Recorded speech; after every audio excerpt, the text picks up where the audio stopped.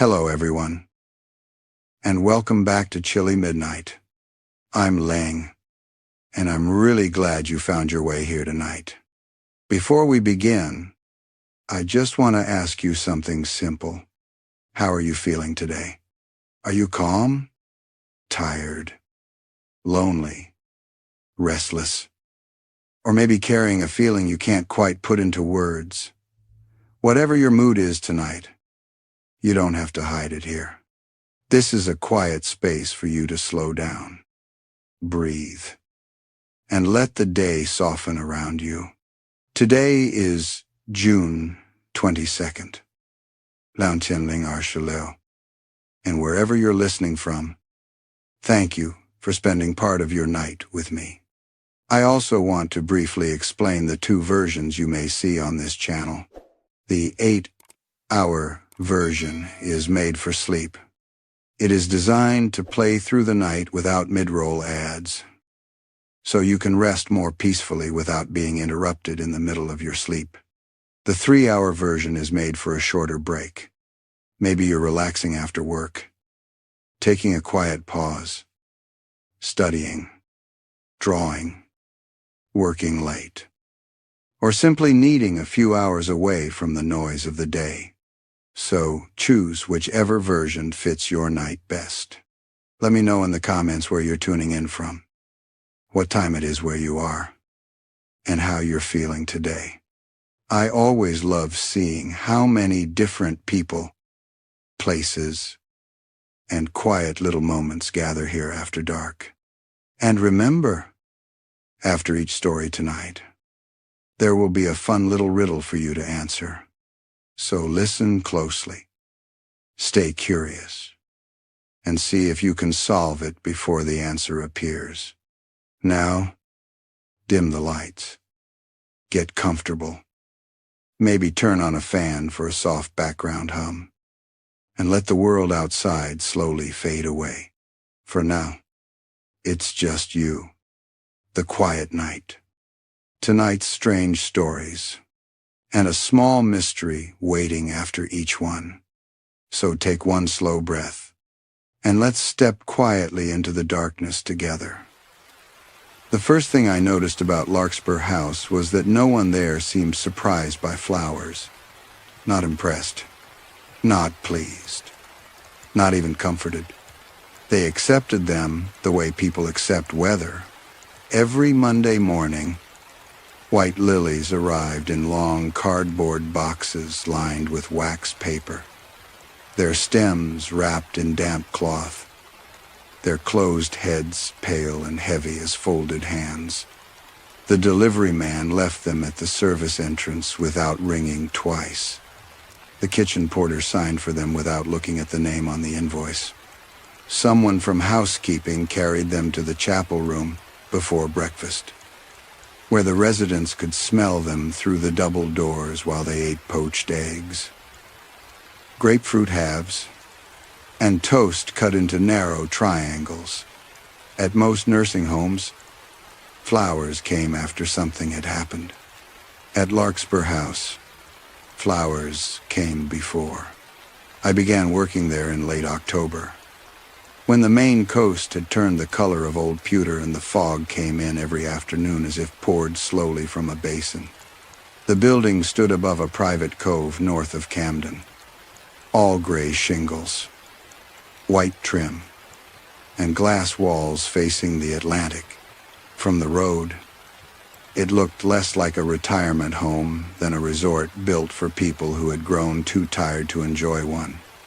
There were heated slate floors, a library arranged by color rather than author, massage rooms, a conservatory full of citrus trees, and a dining room where widows in cashmere discussed soup as if soup were a financial instrument. The brochure called it End of Life, Living with Dignity. The staff called it Larkspur. The residents called it home, but always in the careful tone people use for hotel rooms after a long stay. I had been hired as a resident care aide, which meant I did whatever needed doing and was expected to make it look effortless. I helped residents from chairs. I fetched shawls. I learned medication schedules, preferred teas, family visitation patterns, and which sons had to be told their fathers were resting even when their fathers had been waiting all day by the window. I wore soft-soled shoes and a badge with my first name printed beneath the Larkspur House crest. A blue flower bent slightly toward the sea. My name is Elliot Marrow. I am writing that now because there are places where names become adjustable. On my third day, Mrs. Vale asked me whether I had done a goodbye yet. She was 91, small and upright, with silver hair wound into a knot so precise it looked architectural. She had once owned a chain of hotels, according to the staff notes, though nothing about her suggested travel. She sat in the East Lounge each morning facing the ocean, her hands resting on the head of a polished cane she never seemed to use. "I'm sorry," I said. "A goodbye." She looked at me over the rim of her teacup. "You're new." Then, "Very. That's all right. They'll explain it badly." Across the room, the grandfather clock ticked with a patient wooden sound. The East Lounge smelled of lemon oil, wool blankets, and the faint medicinal sweetness of lilies waiting down the hall. Outside, fog blurred the windows until the ocean disappeared completely, leaving only a white-gray brightness where the world should have been. I smiled the way I had been trained to smile. Not too cheerful, not too intimate. "Is it some kind of memorial service?" Mrs.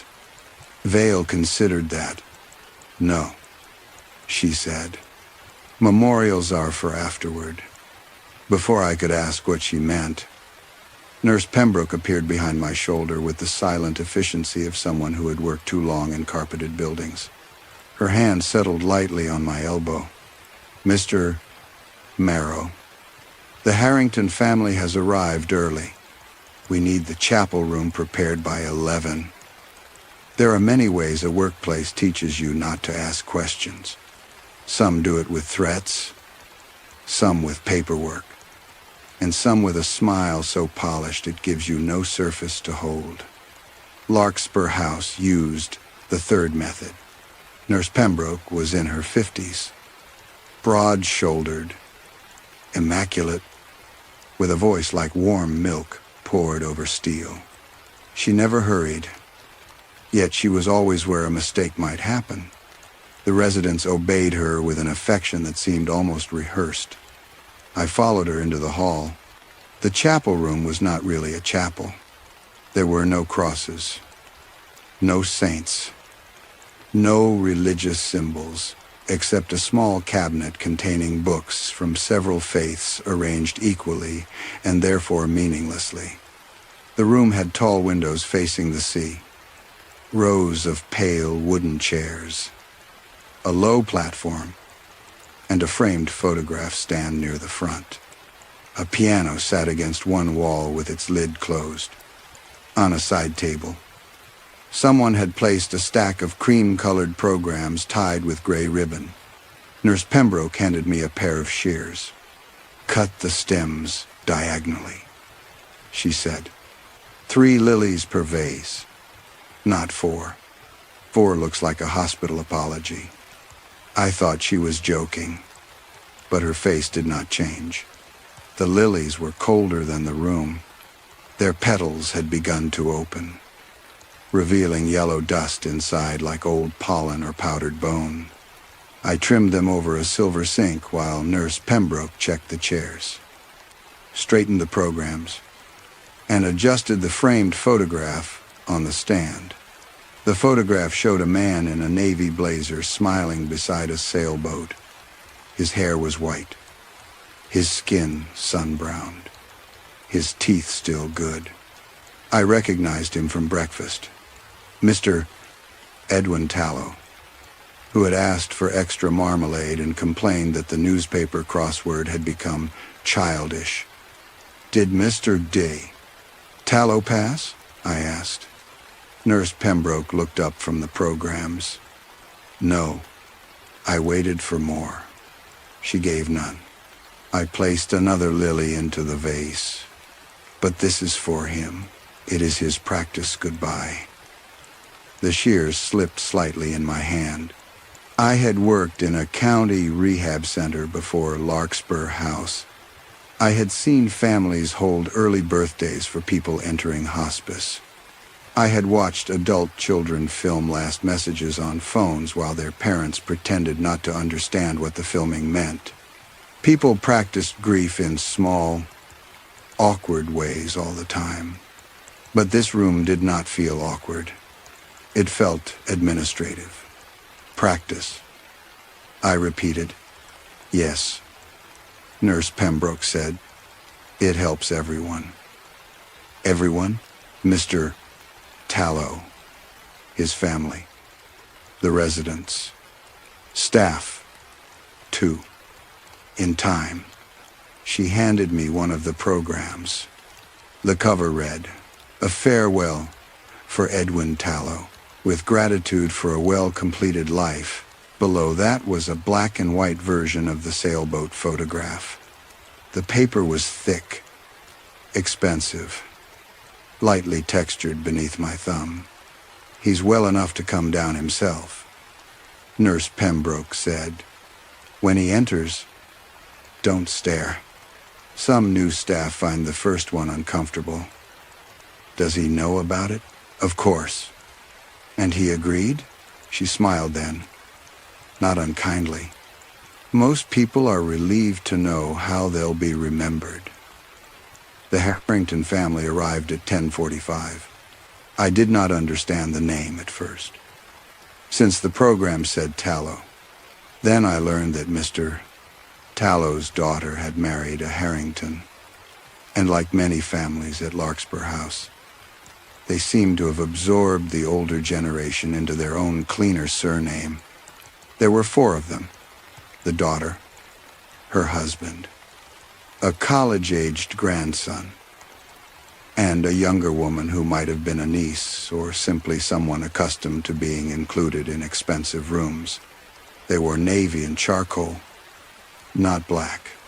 Practice colors. Mr. Tallow entered last, walking without help. He paused in the doorway when he saw his own photograph, then gave a little laugh, as if someone had arranged a surprise dinner in his honor. Well, he said, that's a decent picture. His daughter began to cry before he sat down. No one comforted her too quickly. That was another thing I noticed. At Larkspur House, emotions were allowed to appear, but only within the space prepared for them. Residents filed in quietly. Some took programs, some did not. Mrs. Vale sat in the second row, her cane across her knees, and watched me instead of Mr. Tallow. Nurse Pembroke stood at the front and welcomed everyone. Her words were beautiful in the way expensive sympathy cards are beautiful. She spoke of completion, dignity, gratitude, transition. She said Larkspur House believed goodbye should not be left to panic, exhaustion, or accident. She said people deserved to hear what their lives had meant while they could still receive it. That part, I admit, nearly convinced me. Then Mr. Tallow's daughter walked to the platform and unfolded a sheet of paper. She thanked him for teaching her to swim, for paying for college, for forgiving her first husband, for loving her children even when he did not understand them. Her voice broke twice. Mr. Tallow watched her with a soft, embarrassed expression. He seemed moved. He seemed alive. Then she said, "We are grateful that in the end, Dad did not suffer. The room changed, though no one moved. I looked at Mr. Tallow. He was still smiling, but the smile had become fixed, as if his face had forgotten the next instruction. His daughter continued reading. We are grateful that the storm came quickly, and that he was not alone when he went down to the lower path. We are grateful that he had seen the ocean that morning. We are grateful that he did not call out for long. A gull cried somewhere beyond the fog. My fingers tightened around the vase I was holding. Mr. Tallow was alive in the front row. His polished shoes rested flat on the carpet. His chest rose and fell beneath his blazer. A tiny orange thread clung to his cuff from the breakfast napkin he had tucked too high under his chin. No one interrupted. Not Nurse Pembroke. Not the family. Not the residents. Only I seemed to have heard the sentence as a mistake. The daughter finished, folded the paper, and stepped down. Her husband put an arm around her shoulders. The grandson stared at his lap. Mrs. Vale closed her eyes. Mr.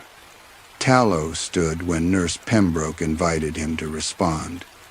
For a moment, I thought he would laugh again and correct them all. Instead, he walked slowly to the platform and looked out at the room with tears bright along his lower eyelids. That was very kind, he said. I hope I deserve such a tidy ending. Everyone smiled. Not happily, approvingly. Afterward, there was tea in the dining room.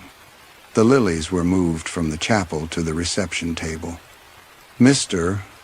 Tallow ate 2 cucumber sandwiches and allowed his grandson to hug him with the stiff patience of a man enduring airport security.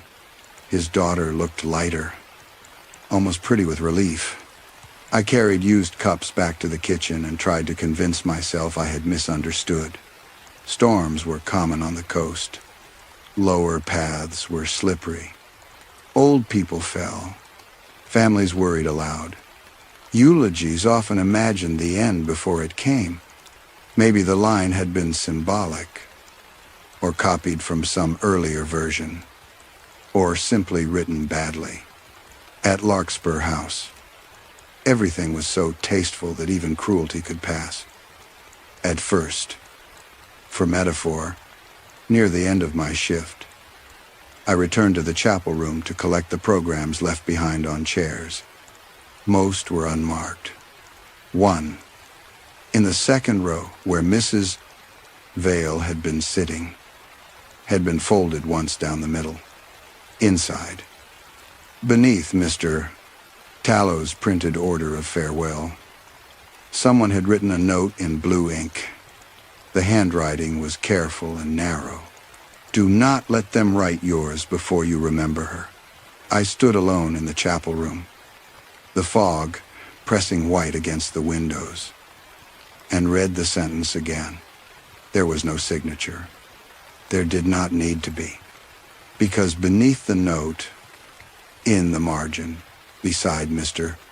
Tallow's smiling photograph, someone had written my mother's name.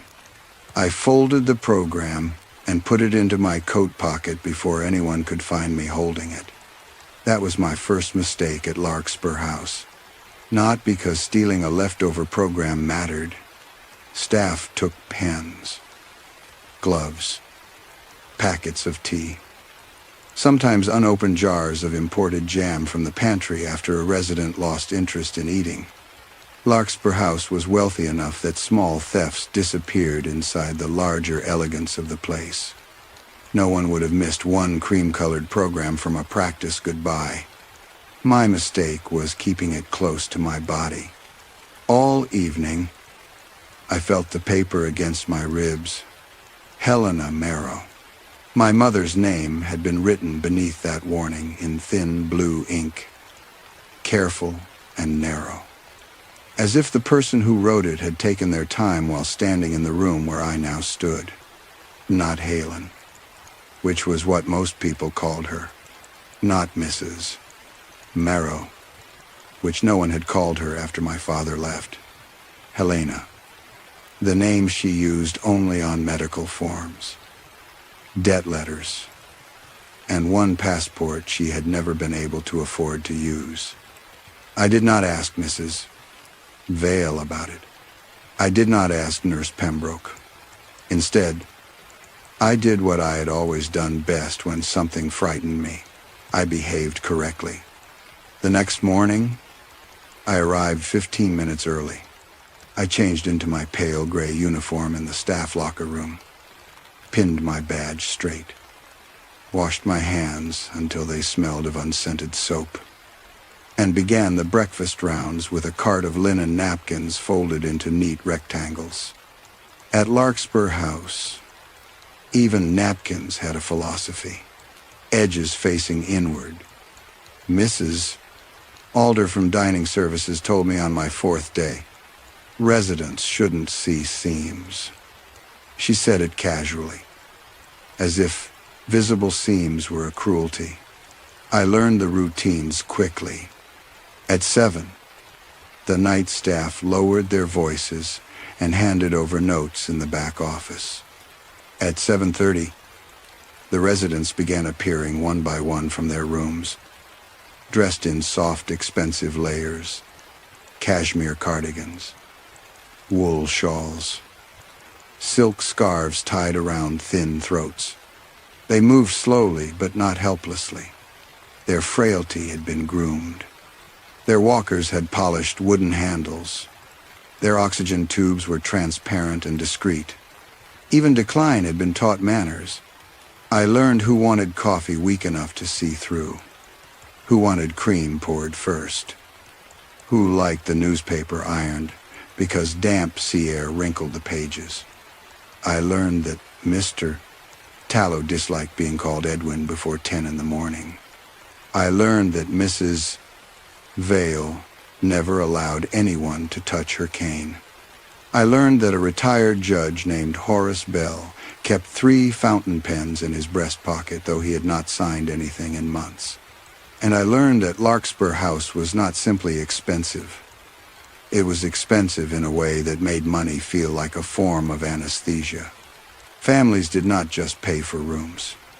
They paid for continuity plans, comfort transitions, legacy documentation, private decline management, and farewell coordination.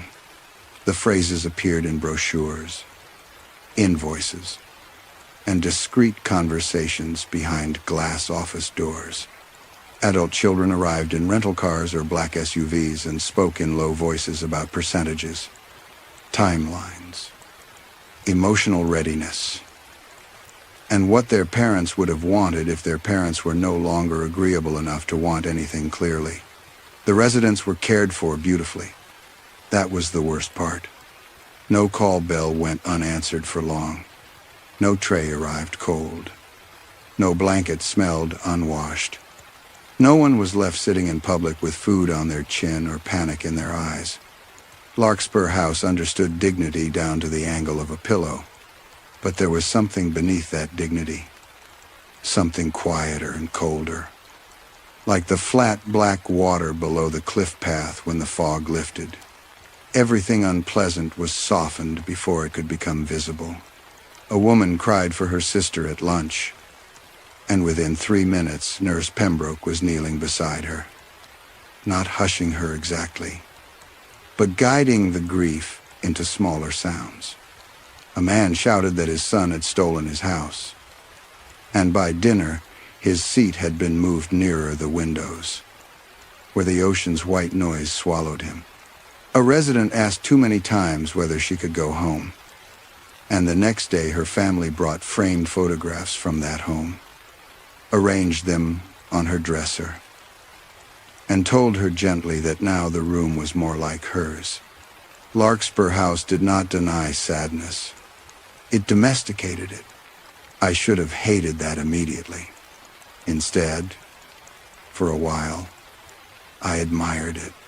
I had grown up in places where suffering was never elegant. My mother's pain had lived in plastic pill bottles, unpaid bills, damp towels over radiators, and the sour smell of discount soup left too long on the stove. When her hands began to tremble too much for waitressing, she cleaned motel rooms. When her knees failed, she answered phones for a dentist who paid her late. When the headaches started, she told me they were weather. By the time I was 23, she had become a woman, surrounded by envelopes. Medical envelopes. Collection envelopes. Final notice envelopes. Envelopes she stacked on the kitchen table and weighted with a chipped mug that said, "World's Best Mom," though neither of us remembered who had bought it. I worked nights then, loading trucks outside Portland. I came home before dawn with my shoulders burning and found her awake at the table, sorting bills into piles that meant something to her and nothing to anyone else. She would smile too brightly and say, "Don't look like that. Ellie, I'm handling it." She called me Ellie when she wanted me to feel young enough not to worry. Then, one February morning, she was gone. Not dead. Not officially. Just gone. Her coat was missing, along with the green overnight bag she used when hospitals kept her for observation. Her phone was on the kitchen counter, fully charged. The pill bottles were lined up beside it. There was no note, unless you counted the electric bill she had folded in half and placed under the mug. The police took a report. A neighbor said she had seen a gray car outside before dawn. A clinic receptionist remembered my mother asking questions about long-term care assistance, but could not remember when. My father reached after 2 days of calls. Said Helena had always been restless in her own way, which was a lie so lazy it did not even insult me properly. For months, I searched hospitals, shelters, bus stations, obituary pages, records offices. I put up photographs. I called facilities that sounded affordable and facilities that sounded like they would not answer a man like me. Eventually, searching became expensive, then embarrassing, then something other people expected me to stop mentioning. So I accepted the version of her disappearance that hurt least. My mother had left because she was tired of being watched by the son she had failed to protect from her own decline. She had walked out before becoming a burden. She had chosen privacy over pity. She had taken the green overnight bag and gone somewhere I could not follow because she did not want me to. It was not a kind story, but it gave her agency. That mattered to me then. It mattered because the alternative was that someone had taken a poor, sick woman and made her easier to lose. At Larkspur House, on my 5th day, I found myself standing in Mr. Tallow's room while he selected cufflinks for dinner. He had become strangely serene since his practice goodbye. Not happier exactly. Reduced, as if some difficult inner weather had cleared and left him with fewer reasons to move quickly. He no longer complained about the crossword. He no longer asked whether the tide would be low enough for walking. He sat often with his hands folded on a napkin in his lap, looking toward the windows even when the curtains were closed. "Silver or mother of pearl?" he asked me. "Mother of pearl," I said. He smiled. "Yes, my daughter prefers those." I helped fasten them through the cuffs of his shirt. His skin was cool and thin under my fingers. "Mr. Tallow," I said carefully, "about your goodbye ceremony." He looked at me in the mirror, not sharply, sadly. "Did it upset you?" I was just wondering whether it felt strange. All meaningful things feel strange the first time. I tried to laugh, but it came out wrong. I suppose most people don't get to attend their own funeral. "No," he said. Most people leave a terrible mess. He said it with genuine compassion, not for the dead, for those who had to remain downstairs. Dinner was set with white linen and heavy silverware. The staff moved between tables like stagehands during a quiet play. Outside, the fog pressed close enough to erase the cliff, the cove, and the lower path I had heard mentioned in Mr. Tallow's eulogy. Lamps glowed in the windows, doubling themselves in the glass. The residents ate salmon, buttered potatoes, and poached pears. Their families, when present, leaned close and spoke in voices trained to sound patient. I watched a daughter cut her mother's food into small pieces while checking messages under the table. I watched a son tell his father, "This place is the best there is," with the exhausted firmness of someone who needed it to be true. I watched Nurse Pembroke pause beside each table, touching shoulders, adjusting shawls, smoothing the room whenever something human rose too high. And all the while, the stolen program in my locker seemed to be waiting for me. After my shift, I took it out again. I sat alone on the bench beneath the staff lockers while the heating pipes clicked overhead. The building was quiet around me, though never fully silent. Larkspur House had too many systems breathing inside its walls: ventilation, laundry, refrigeration, medical equipment, elevators. Ocean wind pressed through old seams. I unfolded the program. The note was still there. Do not let them write yours before you remember her. Beneath it, Elliot Marrow, only now, in the harsh locker room light. I saw something I had missed before. There was another mark below my mother's name. Not a signature. Not exactly. A room number had been written there in the same blue ink. Sambaishar. My breath stopped. Room 312 was empty. I knew because I had been told never to enter it until housekeeping finished preparing it for the next arrival. But that was not what made my hands go cold.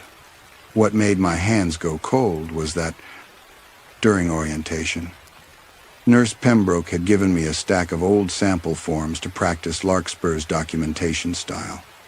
Mock charts, mock menus, mock resident histories. One of them had been for a woman named Helen Ward. Room 312, discharged 7 years ago. No forwarding address. For nearly a full minute, I sat in the staff locker room with the program open across my knees and told myself that names were common. Helen was common. Ward was common. Room numbers repeated in buildings that stayed open long enough. 7 years could turn coincidence into pattern if a man was tired enough to need one. That was the explanation I chose first. Not believed. Shows there is a difference.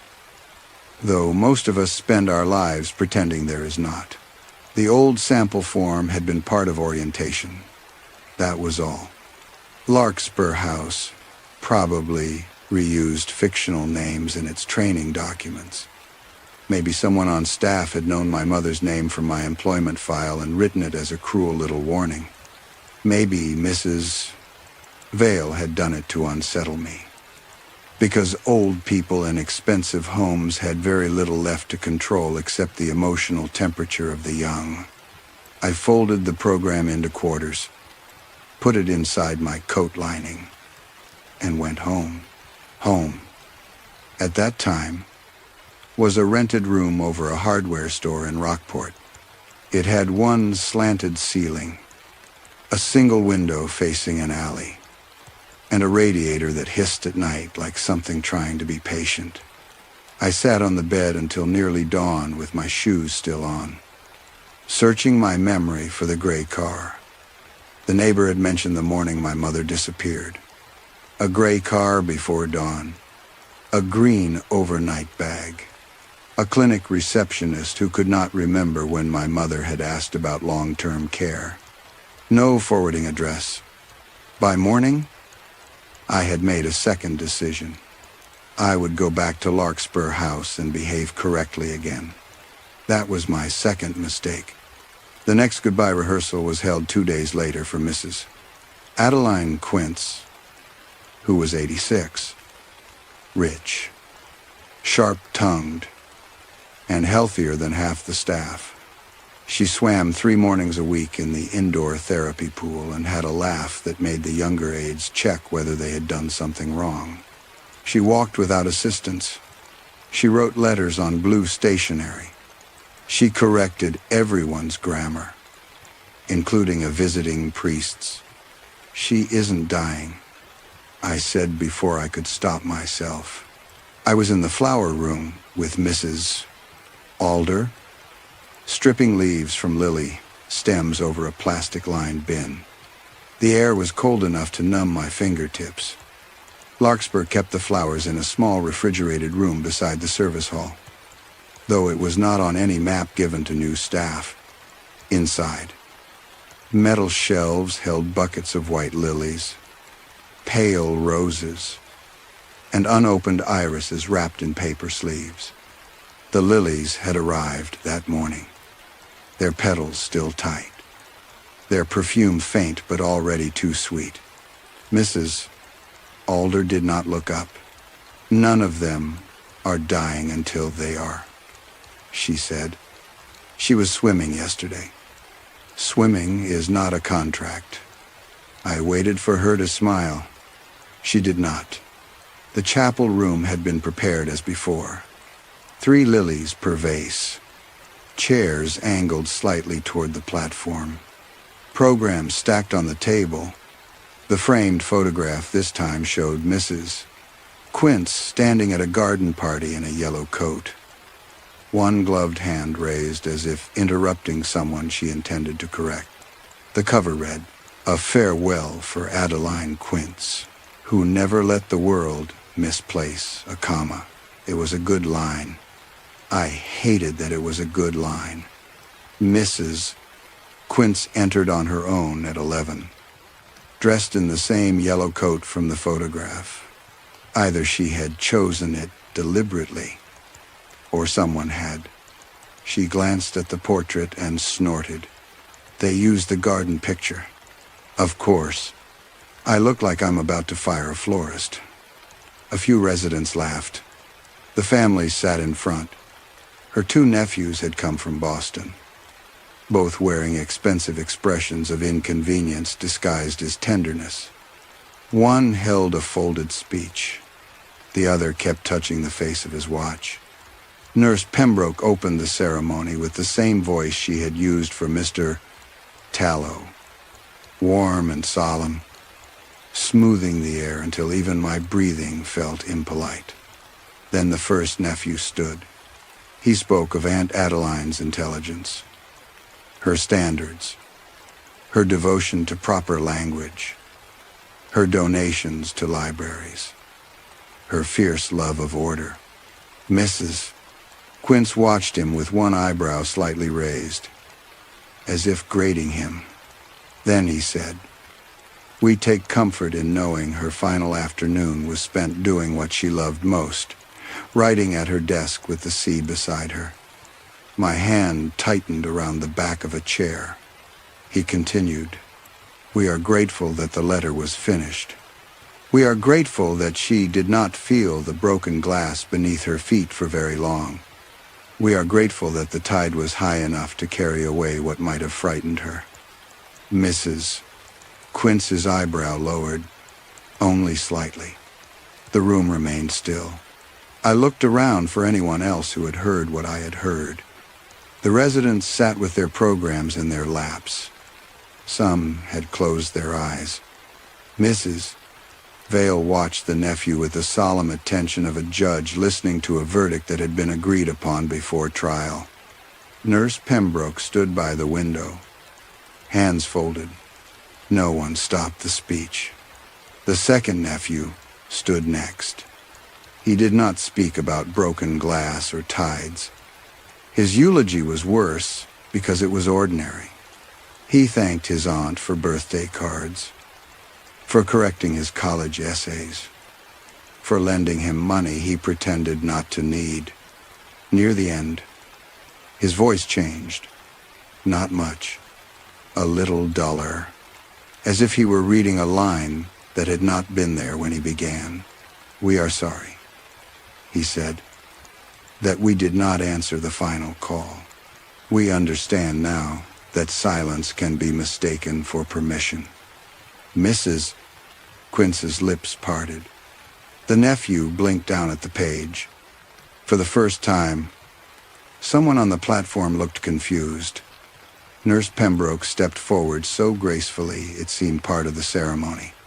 She touched his elbow, whispered something, and he nodded. When he continued, his voice had returned to its polished sadness. Afterward, at tea, Mrs. Quince sat by the window and stirred her cup without drinking. I approached her with a plate of shortbread. "Mrs. Quince," I said softly, "are you all right?" She glanced at the plate, then at me. "What a vulgar question." "I'm sorry." "No, you're not. You're frightened." The answer was so plain that I nearly stepped back. She looked past me toward the fogged glass. "I have no intention of stepping on broken glass. Mr. Marrow." "I didn't say. You did not need to." I set the plate down on the table beside her. Her hands were very still. That worried me more than trembling would have. "Does this happen often?" I asked. Her mouth tightened. "At Larkspur House, things happen once in rehearsal and once in earnest. The order is considered merciful." Before I could answer, she picked up a piece of shortbread and bit into it with deliberate neatness. The next morning, Mrs. Quince did not come down for breakfast. No one said she was ill. No one said she had died. In fact, no one said anything at all until nearly 10, when Nurse Pembroke wrote on the dining room board, "Mrs. Quince is resting privately today. Please respect her quiet." The residents read the message and accepted it. At lunch, her chair had been removed. By dinner, a new floral arrangement stood in its place. White lilies in a low glass bowl.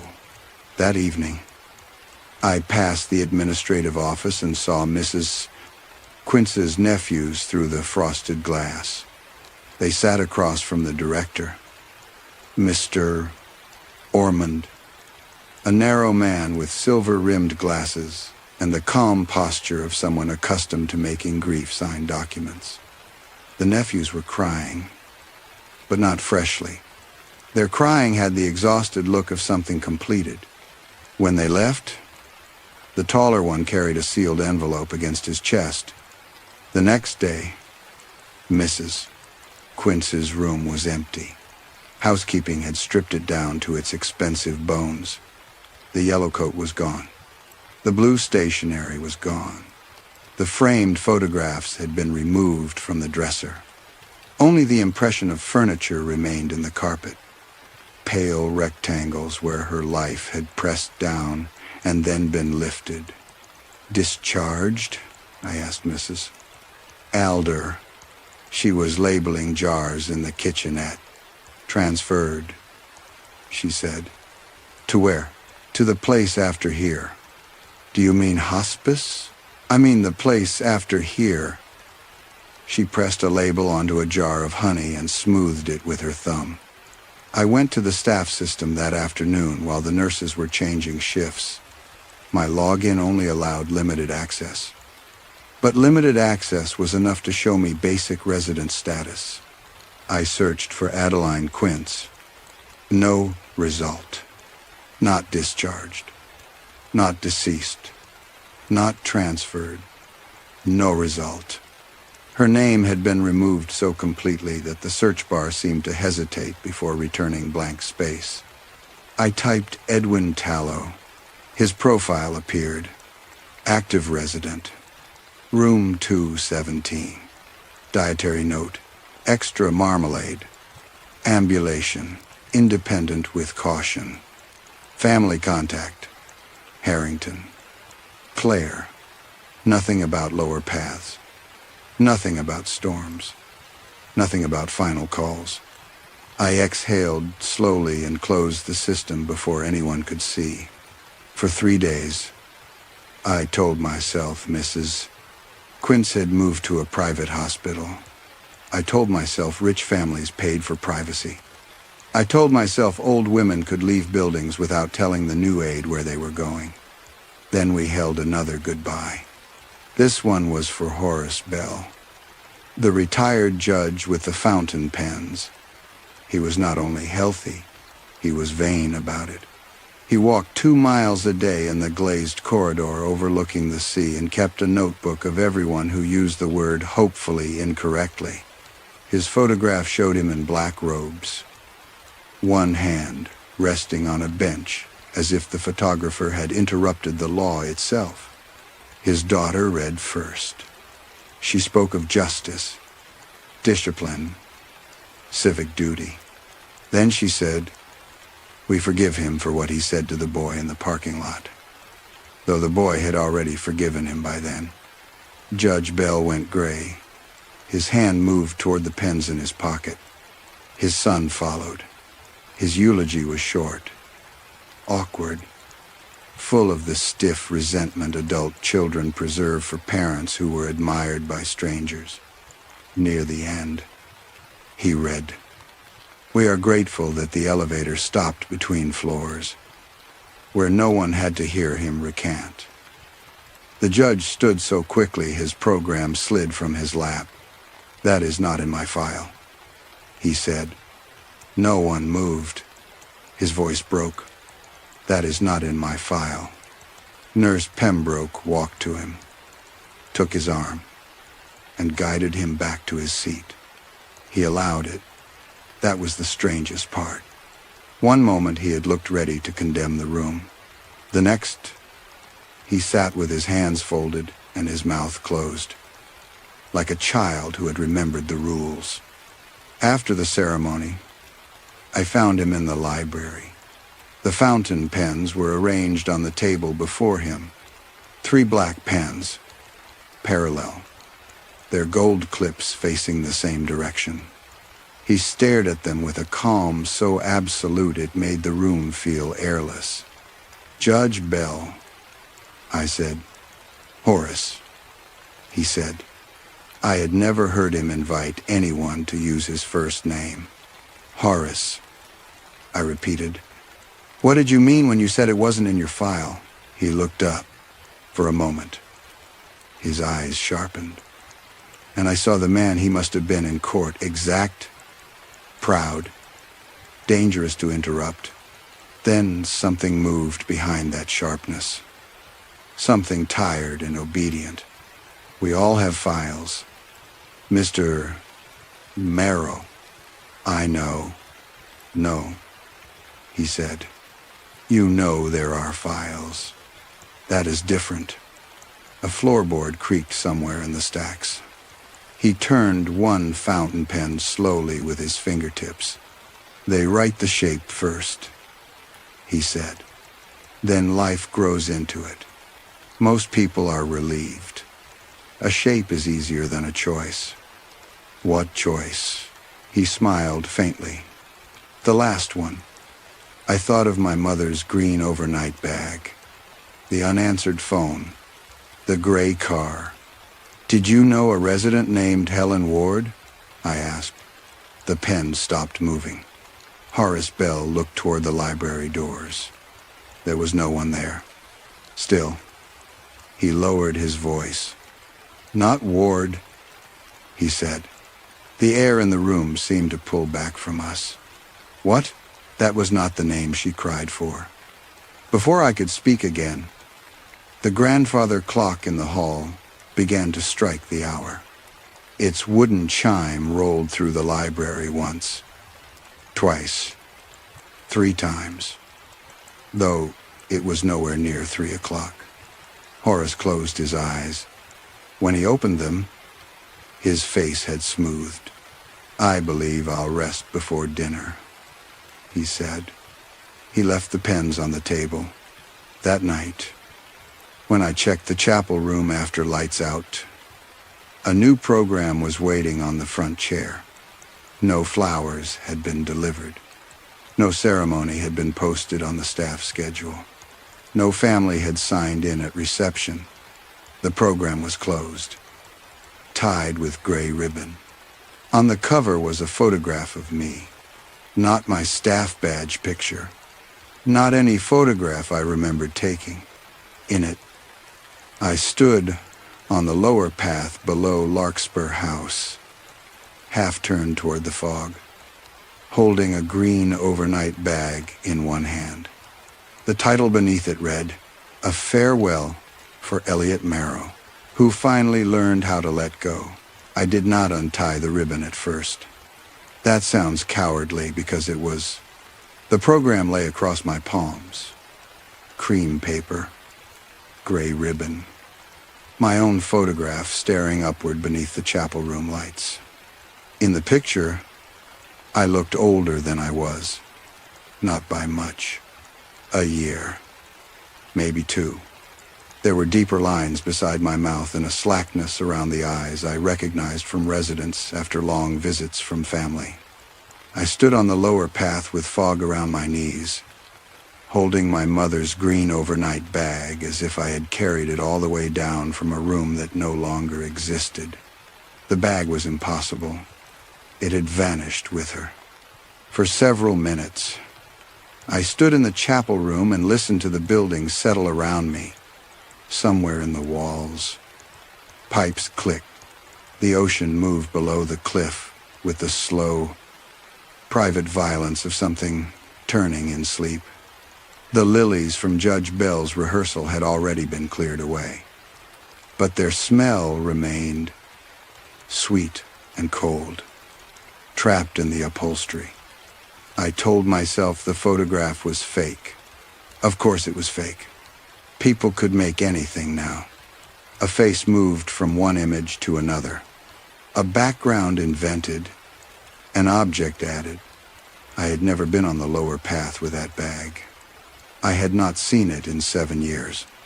Someone at Larkspur House had learned about my mother, found an old photograph, and made this to frighten me. Why? That was the part my explanation avoided. Fear does not require logic at first. It only requires distance from the impossible. I put the program under my uniform jacket, left the chapel room, and walked straight to the staff bathroom beside the laundry.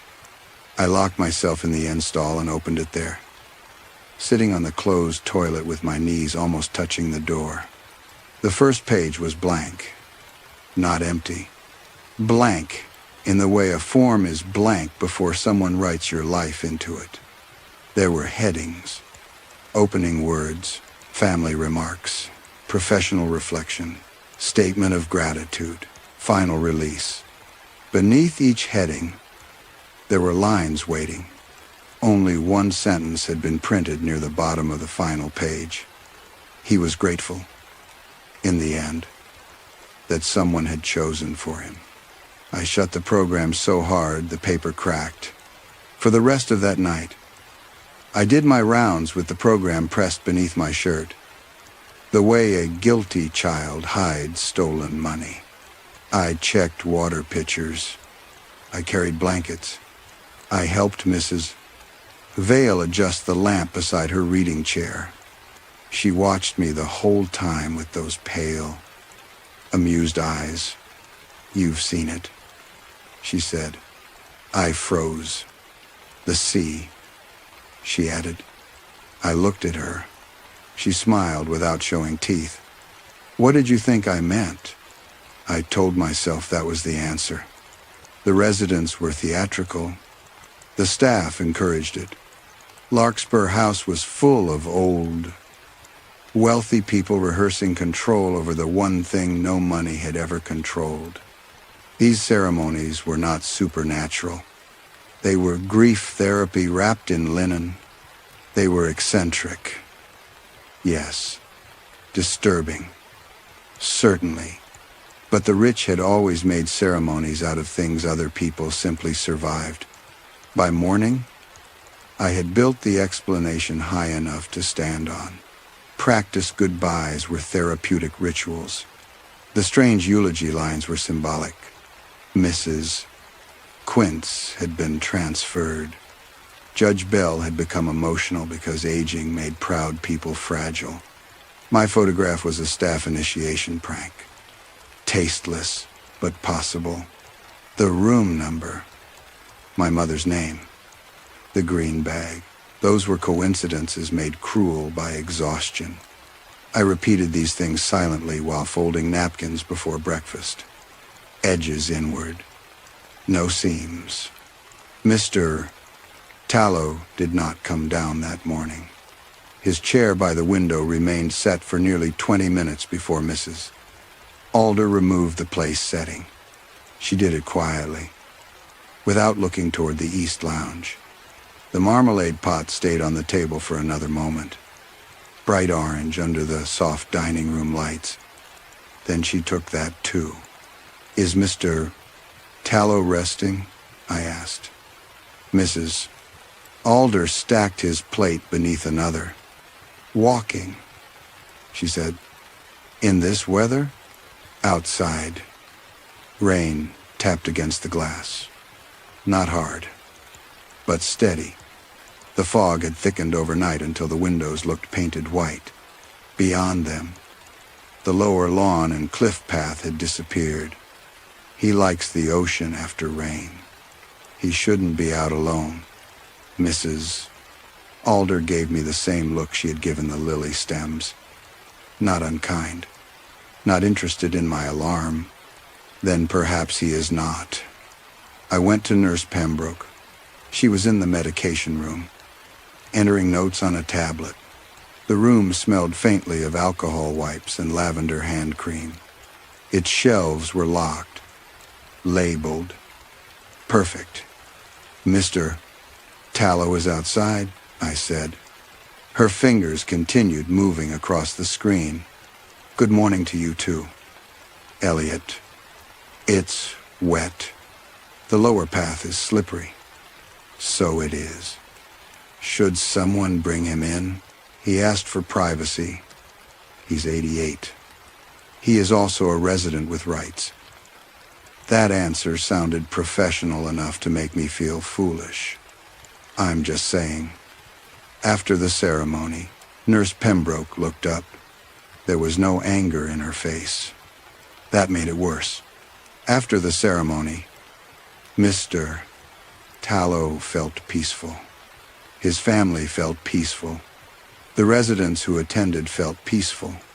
You may not yet understand how rare that is. The eulogy said something about the storm and the lower path. Yes, as if it already happened. As if his daughter feared it might. That isn't the same thing. No, she agreed. It is kinder. For a moment, neither of us moved. Then she turned the tablet toward herself again. People imagine endings all the time. Elliot, they imagine them badly. Alone, without help, in terror, in hospital corridors, under fluorescent light, attached to machines they never wanted. Here, we help them imagine with care. I wanted to argue. Instead, I heard my mother's voice in memory.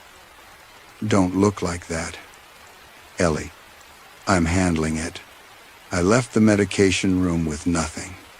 By 10:30, the rain had become wind-driven. Drops struck the glass like thrown sand. The residents remained indoors, wrapped in shawls. drinking tea, pretending not to watch the windows. Judge Bell sat in the library without his fountain pens. Mrs. Vale stayed in the East Lounge, her cane across her knees.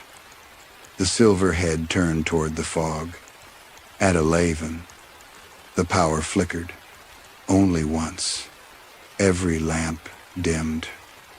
And for that half-second, the dining room windows turned black enough to reflect us all.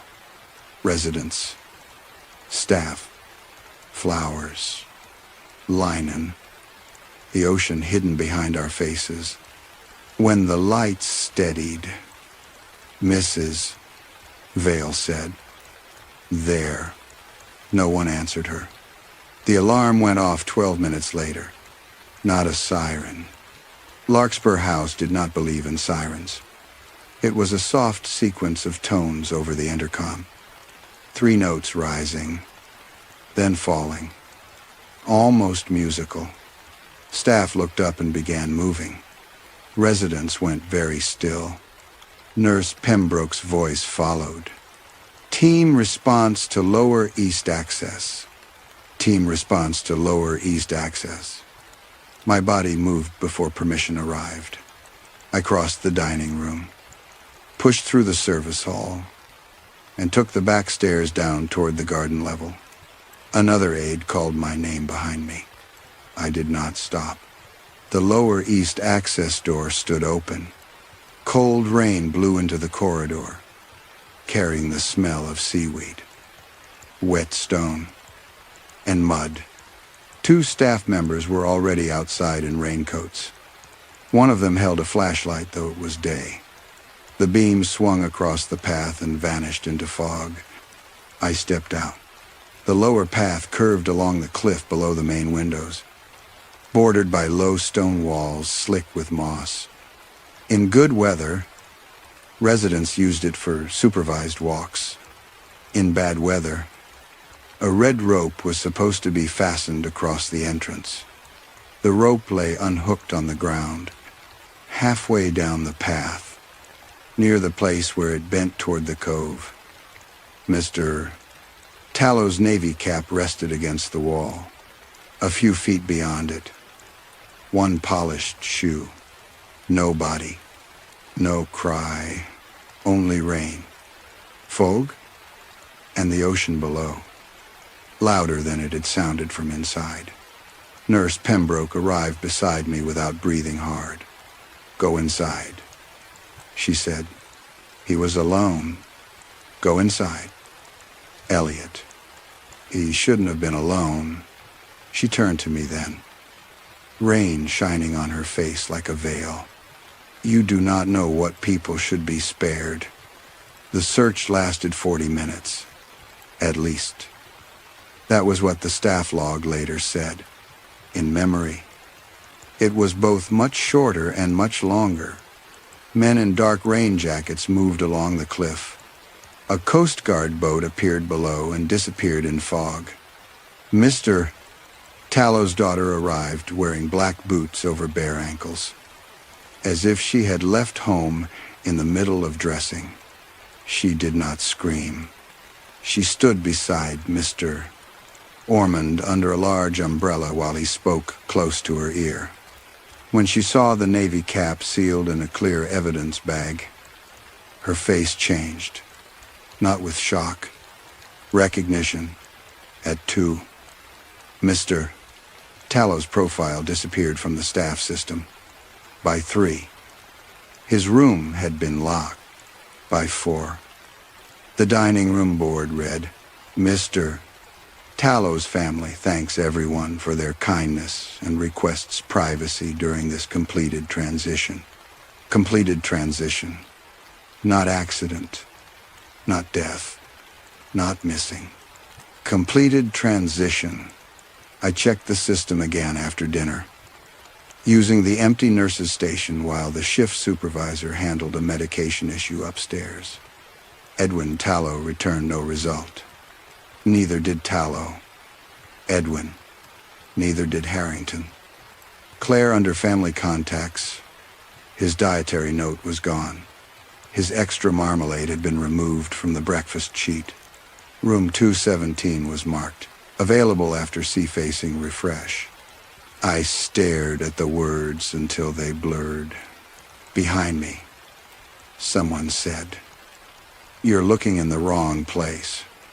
I turned.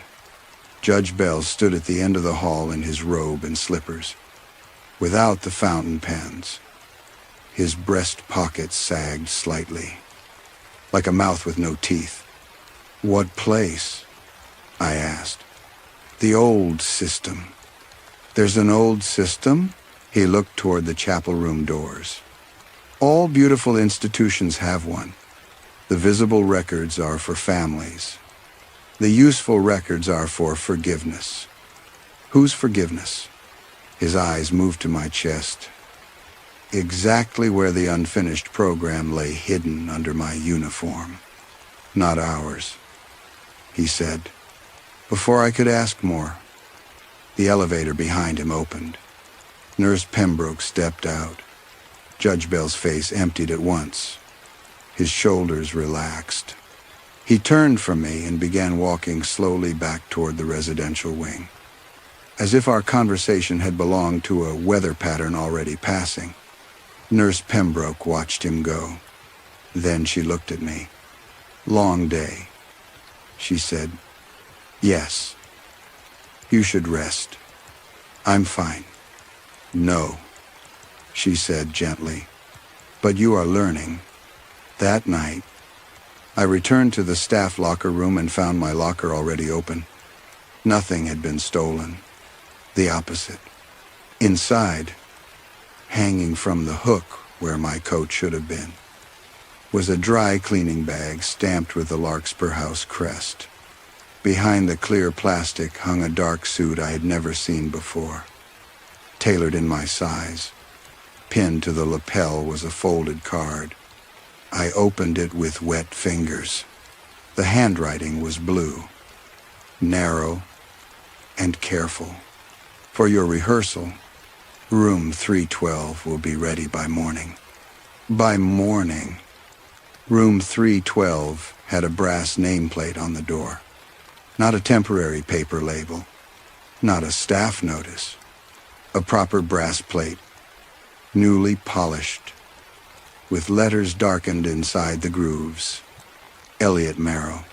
I stood in the third-floor corridor with a linen cart between my hands and felt, for one foolish second, offended by the craftsmanship. Someone had ordered it. Someone had measured the plate, engraved it, fixed it to the door with 2 clean screws. My name sat there as if it had always belonged, as if the wood around it had been waiting to receive me. The corridor was colder than the rest of the building. That was the first thing I told myself to notice, because temperature was safer than meaning. The old windows along the north side had gathered condensation inside the panes, though maintenance claimed they were sealed. Fog leaned against the glass so thickly it erased the sea. It made the hallway feel suspended, not above the coast but inside a cloud that had learned the shape of a building. I touched the brass plate. It was warm. Behind me, a voice said, "It suits you." I turned too quickly and struck my hip against the linen cart. Mrs. Vale stood near the elevator, cane in both hands, her pale eyes bright with something like satisfaction. Names always do. "Once we stop resisting them," she said. "This isn't funny." "No," she agreed. "It rarely is." "Who put this here?" She came closer, the rubber tip of her cane making no sound on the carpet. That was wrong. I had heard her cane every day since I arrived. Tap. Pause. Tap. Now it moved silently, as if the carpet had deepened beneath it. The house prefers residents to be clearly identified.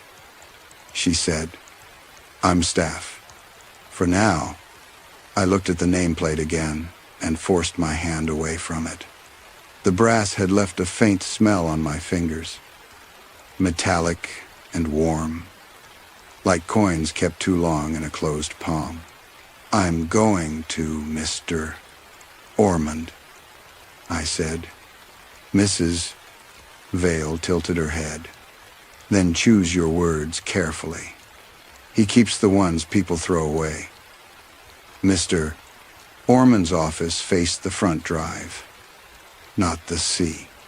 I had noticed that before and found it odd. Everyone with power at Larkspur House seemed to prefer windows facing arrival rather than departure. His office smelled of leather, ink, and the dry, peppery scent of old paper. On the wall behind his desk hung a watercolor of the building from the early 1900s, before the glass dining room had been added, before the therapy pool, before the conservatory. It had once been a private estate. In the painting, the house looked narrower, sterner, less like a place designed to comfort anyone. Mr. Ormond listened while I spoke. He did not interrupt. When I finished, he folded his hands on the desk. I can understand how that would feel intrusive. Intrusive, unexpected. Then, "My name is on an empty resident room." "Yes, you know about this." "Mr. Marrow, Larkspur House prepares rooms in advance. It is part of what allows us to provide continuity. I'm not moving in." "No one said you were."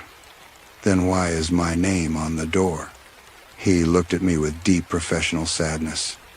It was the expression wealthy institutions use when they have already decided that your alarm is a symptom. "You have been under strain." I laughed once. It did not sound like me. People keep disappearing after their rehearsals. Their records vanish. I found a suit in my locker. There is a program for my farewell. His eyes did not change. "That is a serious statement. It's a serious place. You are welcome to submit a written concern. I'm submitting it now." "In writing," he said gently. Spoken fear becomes difficult to preserve accurately. Something about that sentence made my stomach drop. On his desk sat a silver tray with visitor cards arranged in a perfect stack. Beside them lay a framed photograph I had not noticed when I entered. It showed Mr. Tallow on the lower path, smiling towards someone outside the frame. The photograph was new. The colors were too vivid. His navy cap sat on his head. His polished shoes stood on wet stone. Behind him, fog obscured the cliff edge. A small white label beneath the frame read, "Edwin Tallow, completed October 29th. I had seen no body. There had been no service, no obituary in the local paper, no notice beyond the phrase completed transition. Yet here he was, framed, labeled, finished." Mr.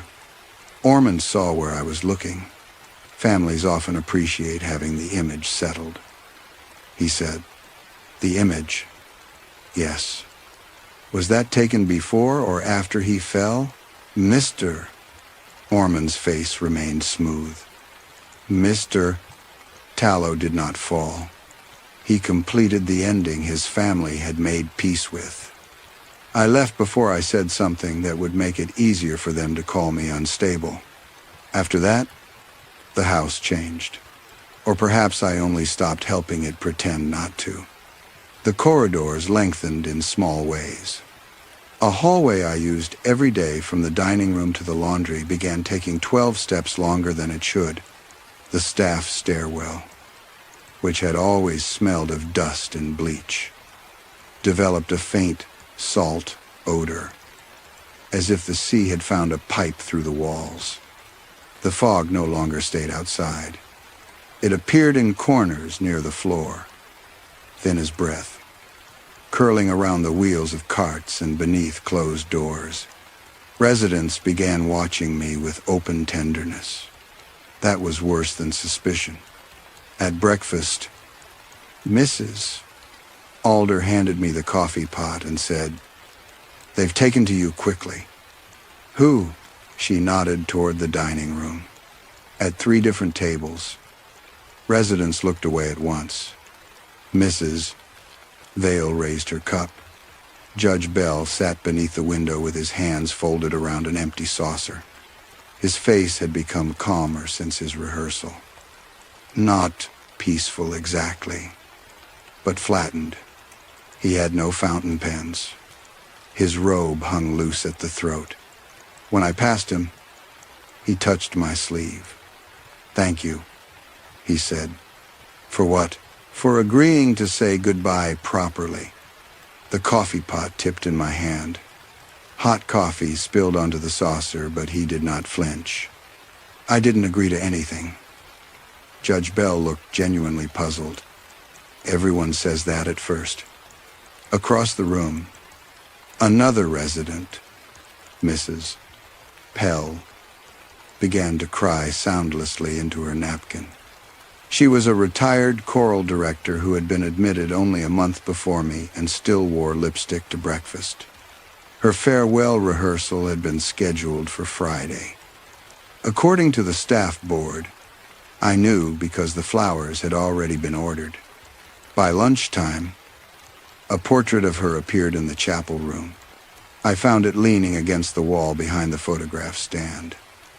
Wrapped in brown paper, the label had already been printed. Marion Pell, completed November 3rd.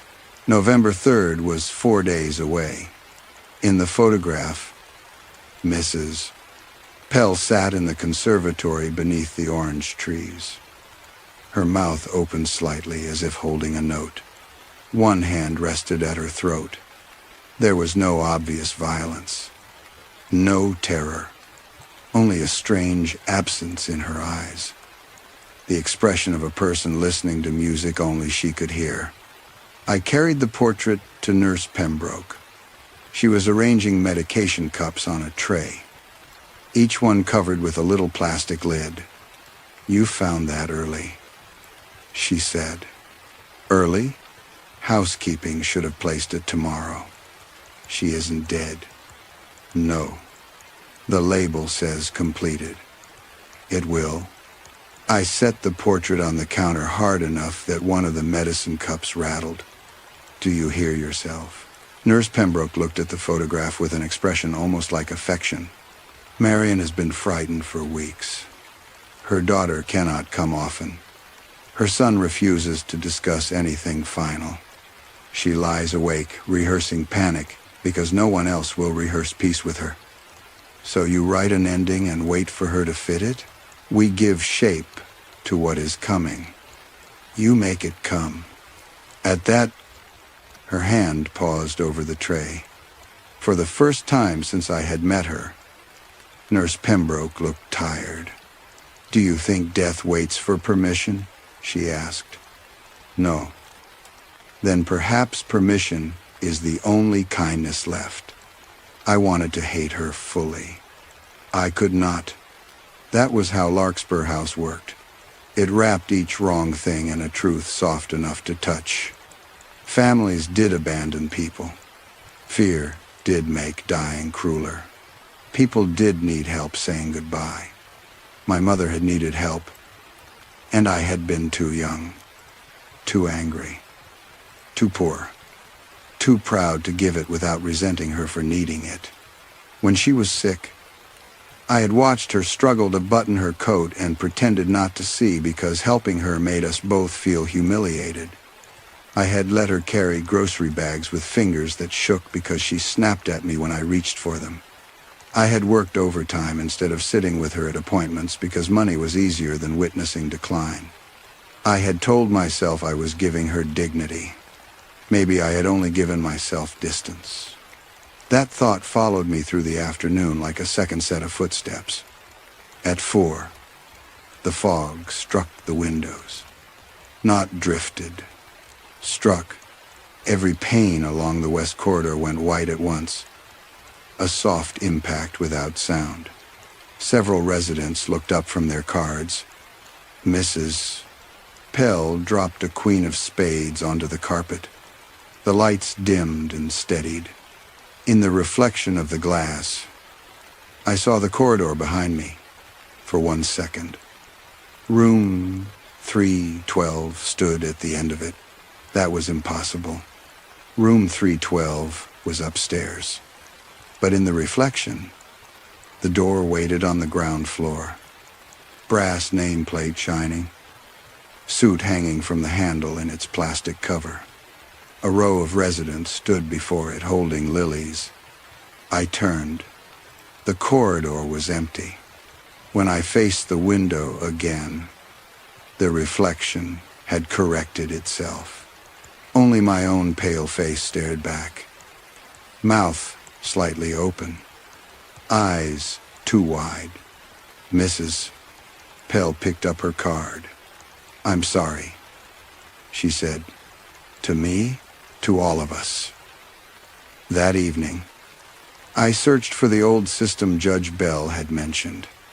It was not in the staff portal, not under archived residents, not under billing, not under legacy documentation. I tried storage room cabinets, old binders in the nursing office, boxes beneath the chapel table. Nothing. At 9. While most residents were in their rooms and the night staff moved quietly through the halls, I took the service stairs to the basement. Larkspur's basement was brighter than it should have been. White-painted corridors, polished concrete, labeled doors, laundry, maintenance, dry storage, linen overflow, mechanical, no shadows deep enough to be romantic, no dripping pipes, no Gothic decay. That made the locked door at the far end feel worse. It had no label, only a card reader. Beside it, on the floor, sat a framed photograph wrapped in clear plastic. At first, I thought it was another resident. Then I saw the uniform, mine. In the photograph, I sat in the chapel room wearing the dark suit from my locker. My hands were folded in my lap. White lilies stood on either side of me. Behind my chair, the windows were full of fog.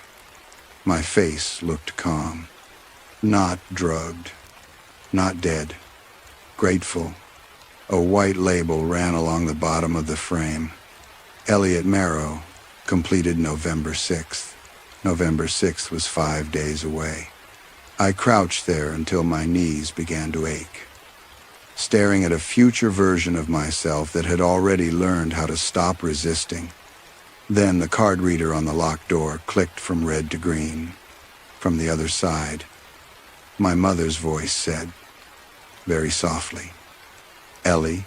The voice said my childhood name only once, not loudly, not desperately, not the way voices call from locked rooms in stories when they want to be saved.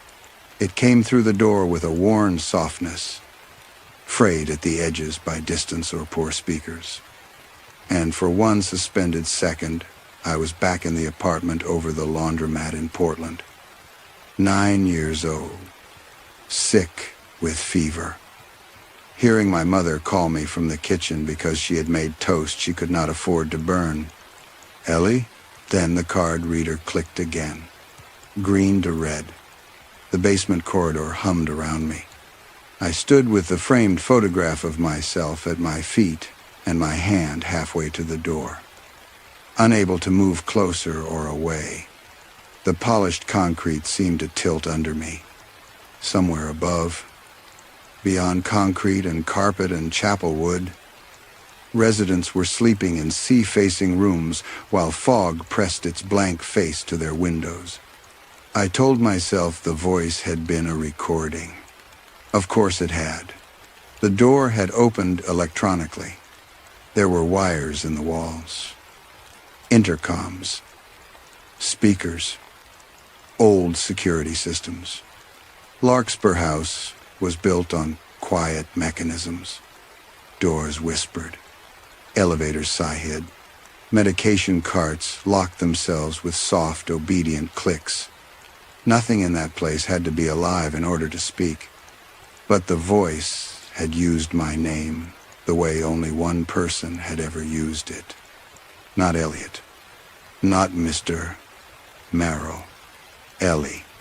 I picked up the framed photograph because leaving it there felt like leaving a body uncovered.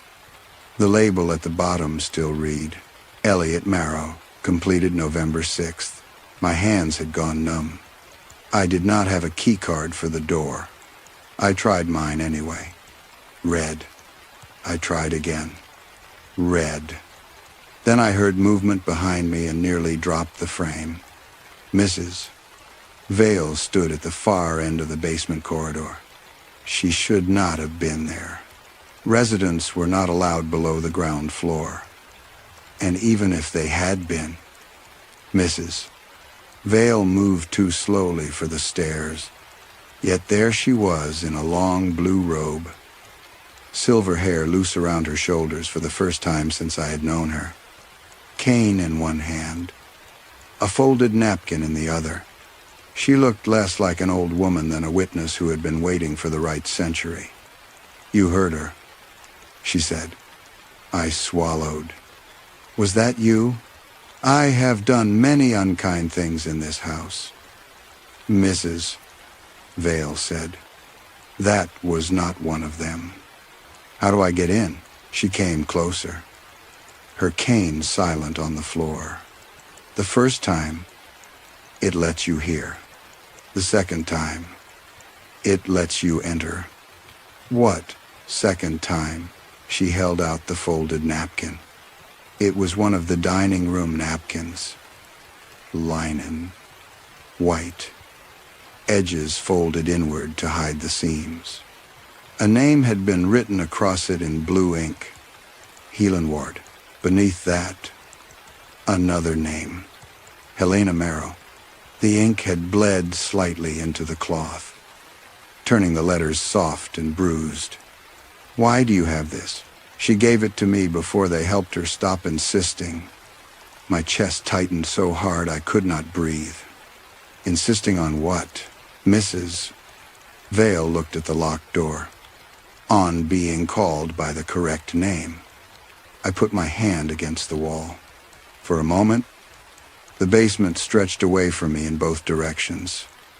Too bright, too clean, too long.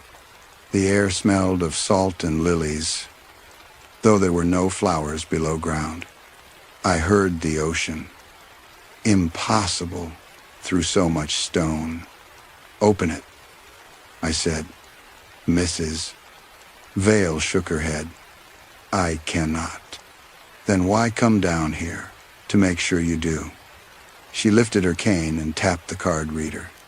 Once, the screen remained red. She looked at me. "Say goodbye properly. I don't understand." "No," she said. "That is why you still have a chance." Anger moved through me then, sudden and useful. I am tired of everyone in this place talking like grief is a password. Mrs. Vale smiled sadly. "Here. It is. I do not know why I did what I did next. Maybe because I was frightened. Maybe because I was angry. Maybe because part of me had been rehearsing the words for 7 years without admitting it. I faced the locked door and said, "Goodbye." "Mom." Nothing happened. The card reader stayed red. Mrs. Vale's expression did not change. My throat burned. I closed my eyes and tried again. But the second time I did not say what a son says at a grave, or what families print on programs, or what staff whisper when a resident's breathing finally stops. I said what I had never said because saying it would have meant admitting she had not simply walked away from me, I'm sorry I let you disappear. The card reader turned green. The door opened inward. Cold air came out, carrying the smell of paper, old flowers. It is Noe, and something faintly sweet beneath it all, like fruit left too long in a closed room. Mrs. Vale did not follow. When I looked back, she was already walking away down the corridor. Cane tapping now. Tap. Pause. Tap. The room beyond the door was not a room. It was a wing. A narrow corridor sloped under the house, deeper than the basement should have gone, lined with metal shelving and low archive lights that came on one by one as I entered. The ceiling was arched stone in places, old estate foundation, giving way to newer concrete. Then back again. Pipes ran overhead, wrapped in white insulation. Along the walls stood cabinets, file boxes, rolling shelves, sealed bins, and framed photographs turned toward the wall. At the far end, I could hear the chapel piano. One note, then silence. No one was playing above me. I knew that. I knew it the way a person knows there is no one standing behind them before they turn and find out they are wrong. The first shelf held farewell programs. Hundreds of them. Thousands. Maybe. They were arranged by year, tied in gray ribbon, cream paper yellowing at the edges. I saw names I recognized from hallway portraits and names I did not. Some covers had photographs. Some had only initials. Some had no name at all. Only phrases, a quiet completion, a peaceful release, a necessary mercy, a family gratitude. I opened one from 12 years earlier. The resident's name on the cover was Margaret Ellis. Inside, in handwriting different from the printed text, someone had written, admitted as Rose Dalloway to avoid legal complication with eldest son. The next program, Nathaniel Price. A note, registered under cousin's name. Veteran benefits dispute. Family requested no public obituary. Another, Beatrice Wynne. Daughter insisted resident not be informed of sale of home. Farewell language adjusted accordingly. The corridor seemed to narrow around me. I moved farther in. The second row of shelves held contracts, not resident agreements. Family contracts. They were stored in blue folders stamped with a larkspur crest and numbered tabs. Each began with polished language about dignity, comfort, privacy, and reduced distress. Then came the clauses. Optional communication restriction, emotional transition support, legacy narrative preparation, consent by family representative when resident was judged resistant to necessary acceptance, alternative naming for privacy preservation, alternative naming. I opened folder after folder and found the same pattern in softer words. Families paid Larkspur House not only to care for people, but to decide which version of them would be easiest to survive. A mother became an aunt. A disgraced banker became a widower with no business history. A confused father became already reconciled with the children who had not visited. A woman who begged to go home became a woman who found peace in a smaller life. The house did not erase people all at once. It revised them until absence felt polite.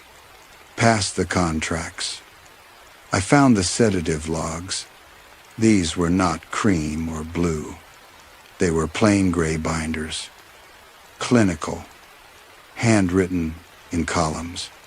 Hesitant name, preferred name, accepted name, initial resistance, family language, dose, response, rehearsal date, completion date, My fingers moved from page to page, slower as the entries became older. The terms changed over the years. Earlier notes were cruder. Agitation after farewell. Increase evening dose. Resident continues to ask for son. Staff advised not to reinforce. Resident refuses alternate name. Repeat memory comfort protocol. Resident cries when Lily's present. Substitute roses until compliance improves. I stopped at that one. The date beside it was 7 years old. My pulse began beating in my ears.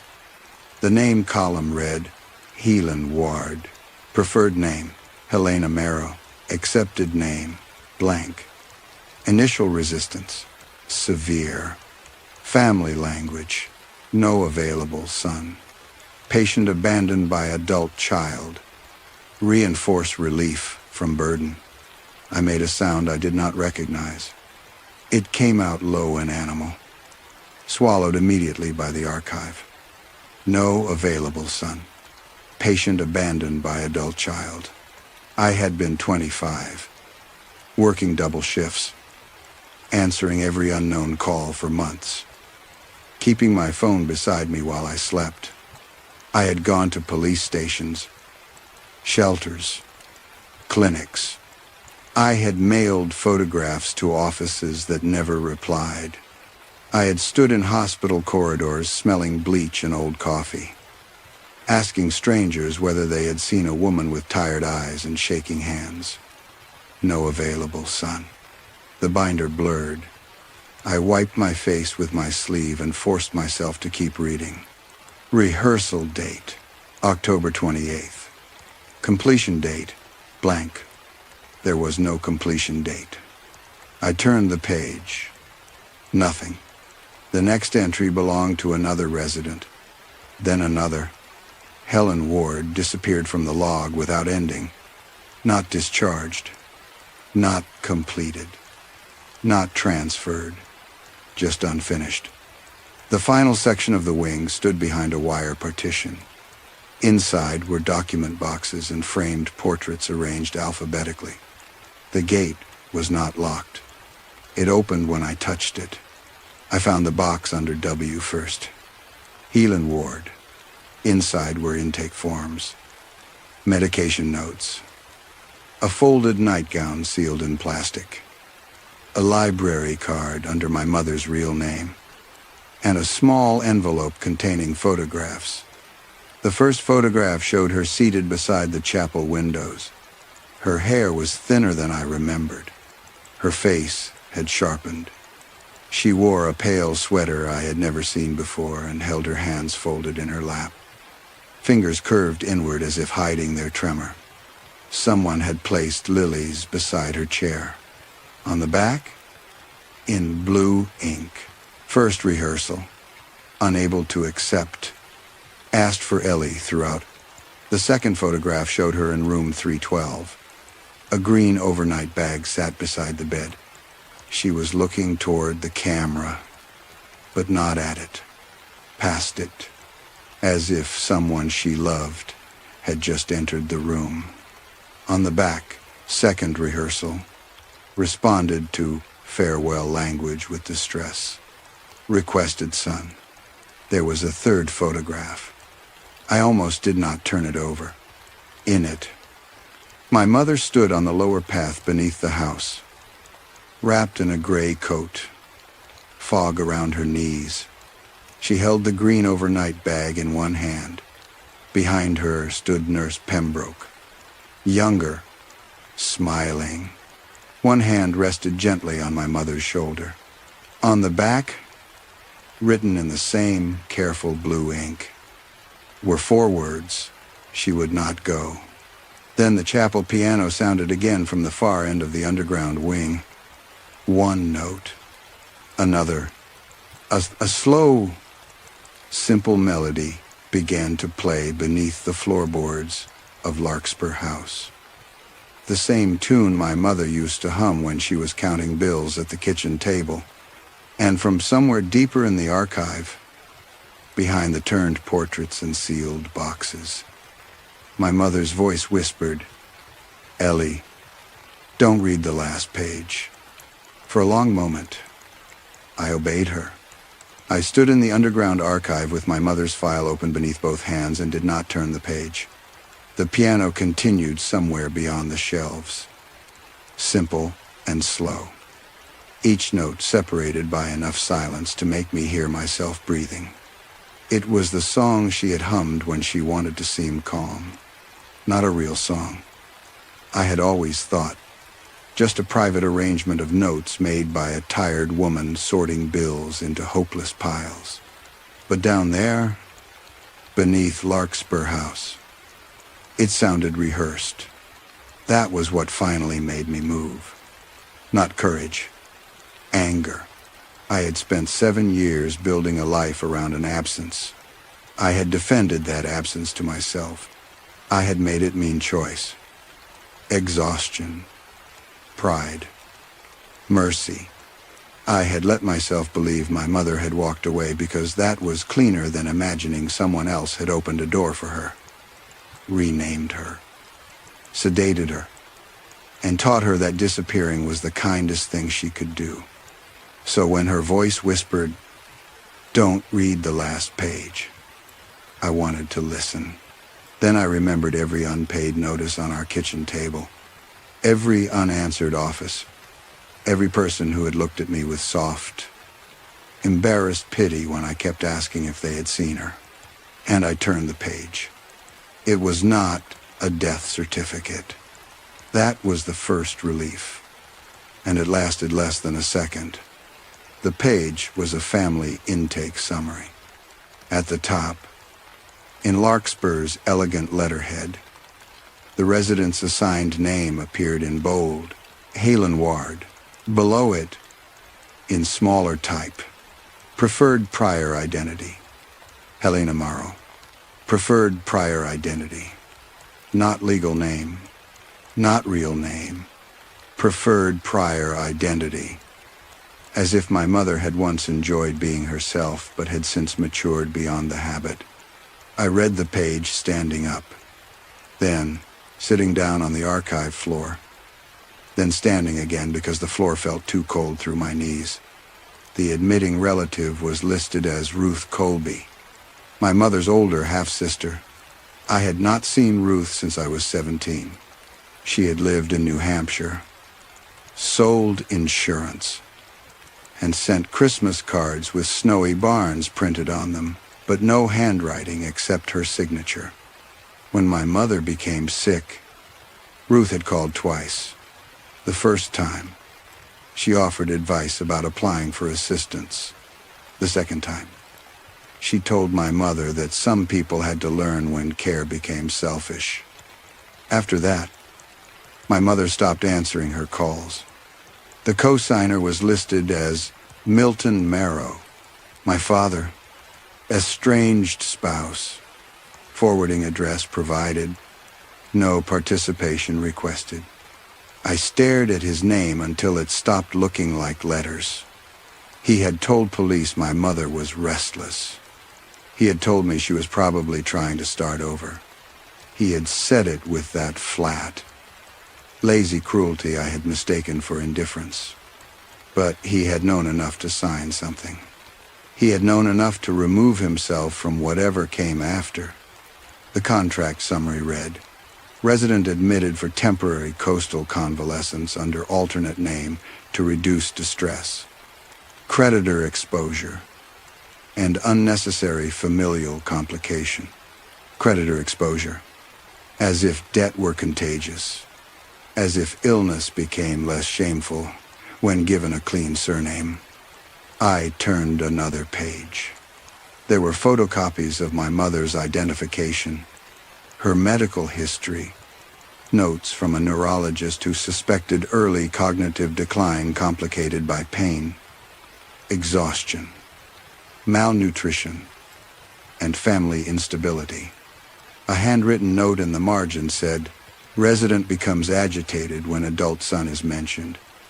Recommend gentle redirection toward relief narrative." Relief narrative. I had to put the page down.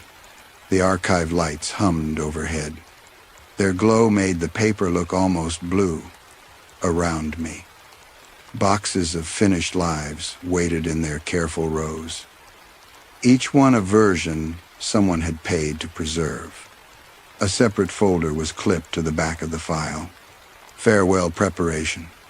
Ward, Helen. The first rehearsal had been scheduled 3 days after intake. 3 days. She had not known where she was. She had not understood that Larkspur House was not a recovery facility, not a temporary bed, not a place where someone was helping her fill out forms until I could be reached. According to the notes, she had woken twice, asking what town she was in. She had refused breakfast because she thought she was being charged for it. She had tried to call me from the nurse's station and had become distressed when told I was unavailable for this stage of transition.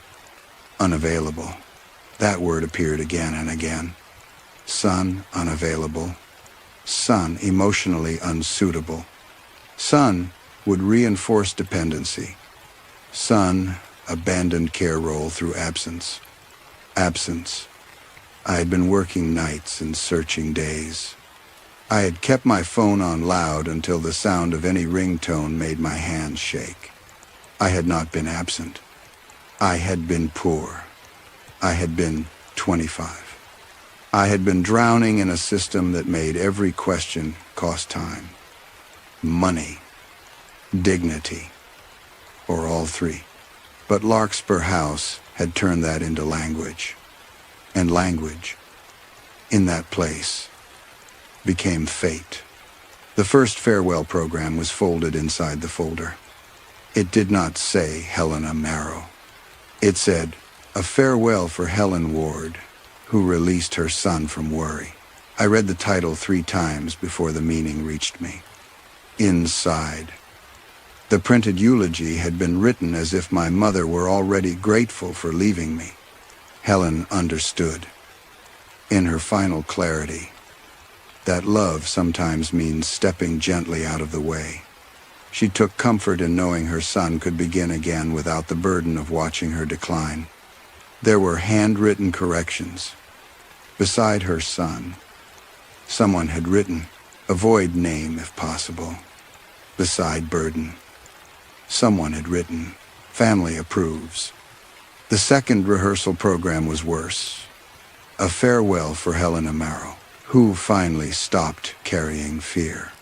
They had restored her real name, but only to use it against her.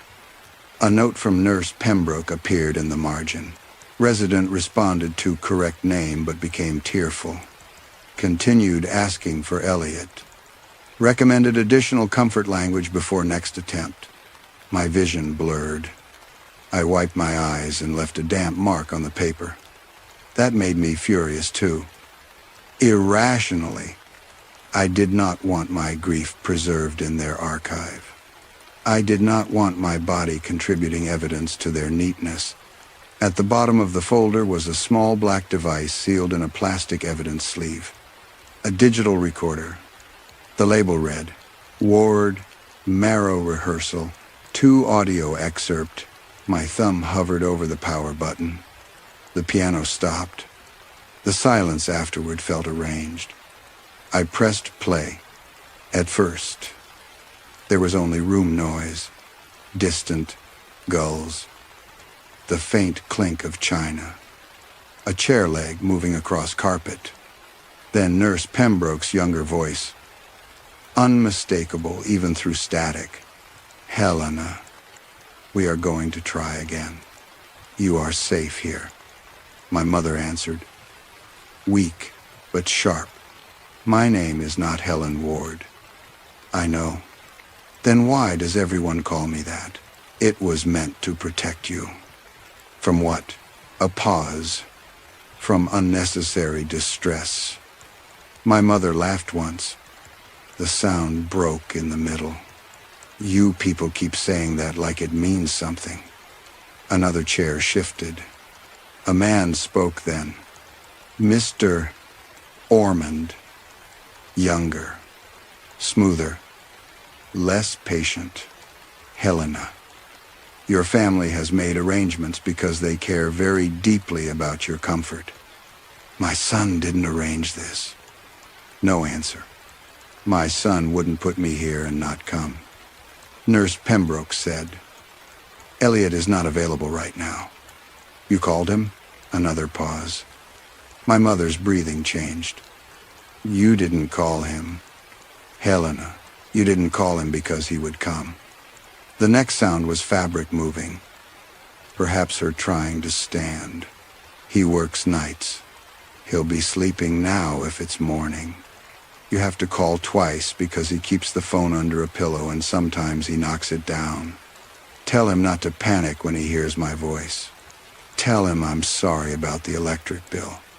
Tell him the green bag is with me. He'll know. My hands closed around the recorder until the plastic sleeve crinkled. Nurse Pembroke spoke softly. Would it help to say goodbye to him now? No. It may bring peace. No. To both of you. No. You are not listening. I don't want peace instead of my son. There was a silence long enough that I thought the recording had ended.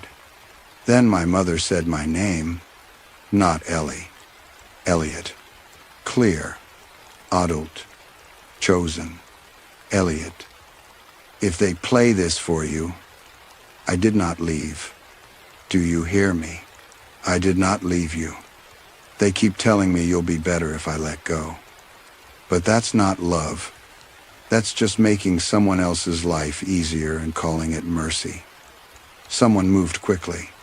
Nurse Pembroke said, That's enough. My mother's voice rose, thin and terrified. Call my son. Please. Please.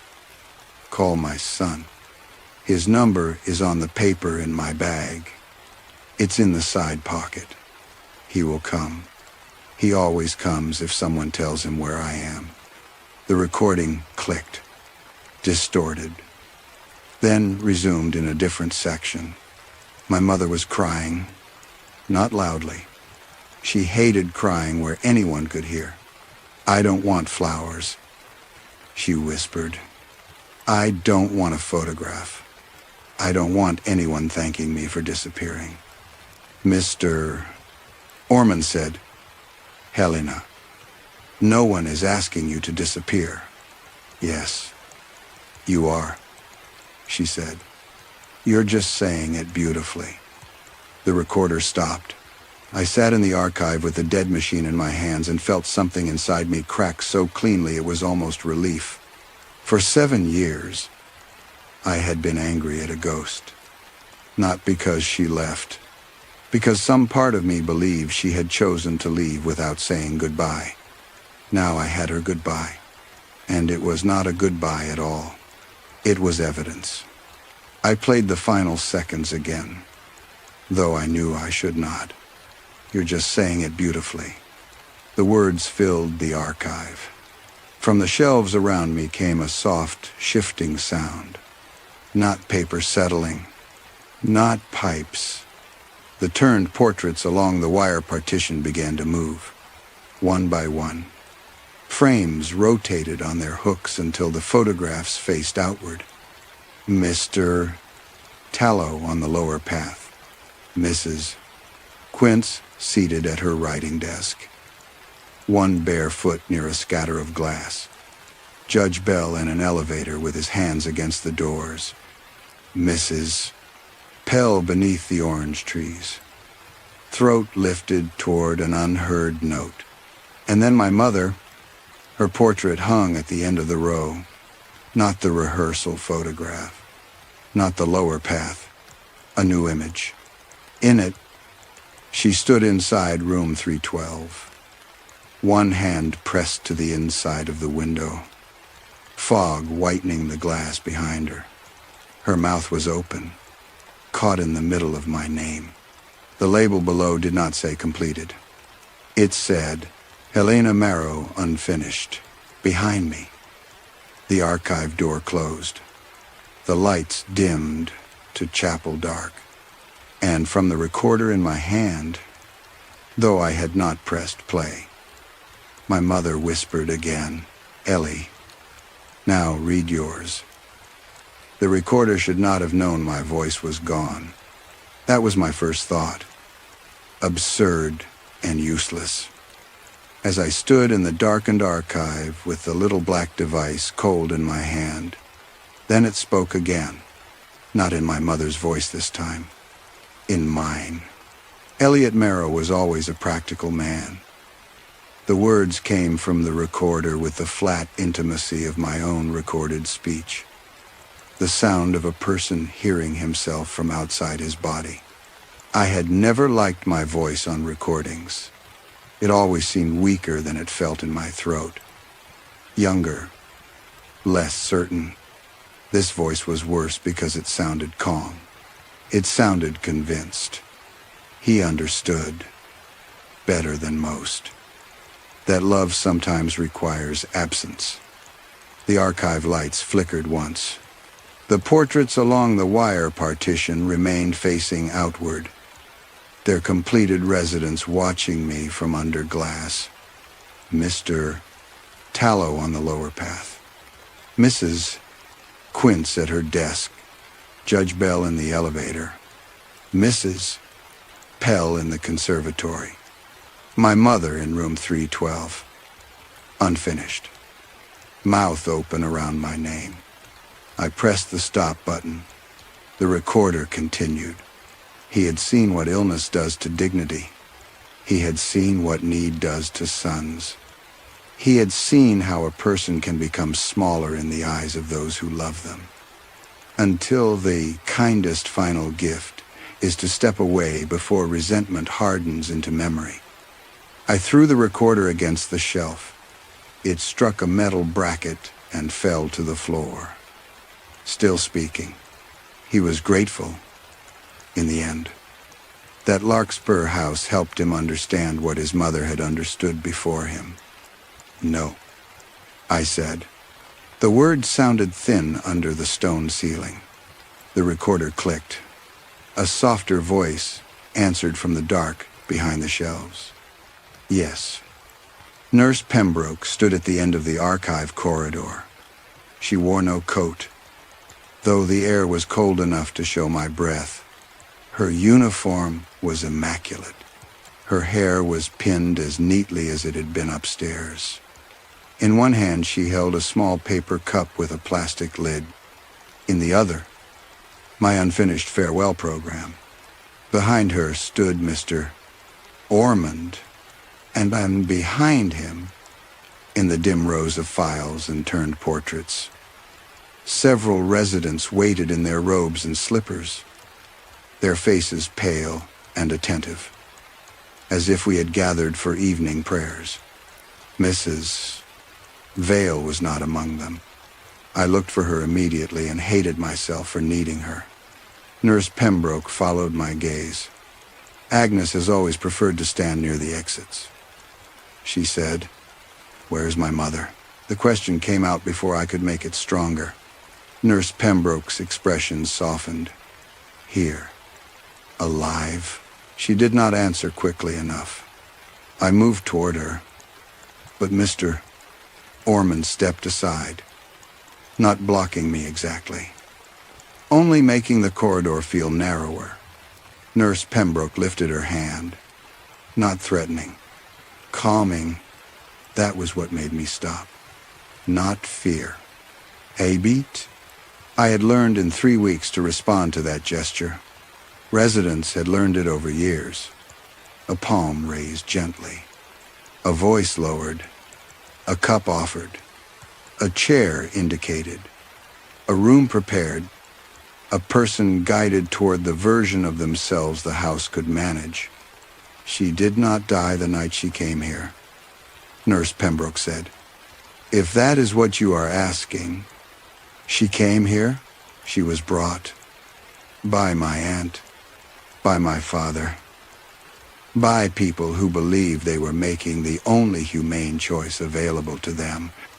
Don't," my voice cracked, "don't put velvet on it. Mr. Ormond sighed quietly, as if I had used an unfortunate word at a memorial. Mr. Marrow. The tragedy of care is that everyone wants mercy until mercy requires someone to decide. No one called me. Your involvement would have intensified her distress. She asked for me. Yes, Nurse Pembroke said. There was no denial in her. That was worse than being lied to. She asked for you constantly. At first, the residents behind her lowered their eyes. At first, I looked at my mother's portrait, her hand against the window, her mouth open. What did you do to her? We helped her stop suffering against what had already happened. What had already happened? Nurse Pembroke took a step closer. That you could not save her. The sentence struck with such precision that for a moment I could not hate her. Because part of it was true. I had not saved my mother from illness. I had not saved her from debt.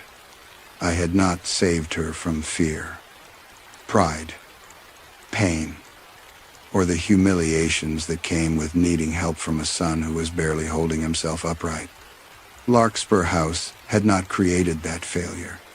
It had only found it, named it, printed it, used it. Nurse Pembroke seemed to see the thought move through me. That is where people misunderstand us, she said. They think Larkspur House kills. It does not. Not in the vulgar sense. Death comes without our assistance. Families come to us because death has already begun its work long before the body stops. Mr. Tallow went over the cliff. He had walked that path for months in his mind before his daughter gave him permission to stop fearing it. You wrote it. We gave the fear a shape. Mrs. Kinsey? She had spent years imagining being found helpless among broken things. Her nephews knew. They paid for quiet.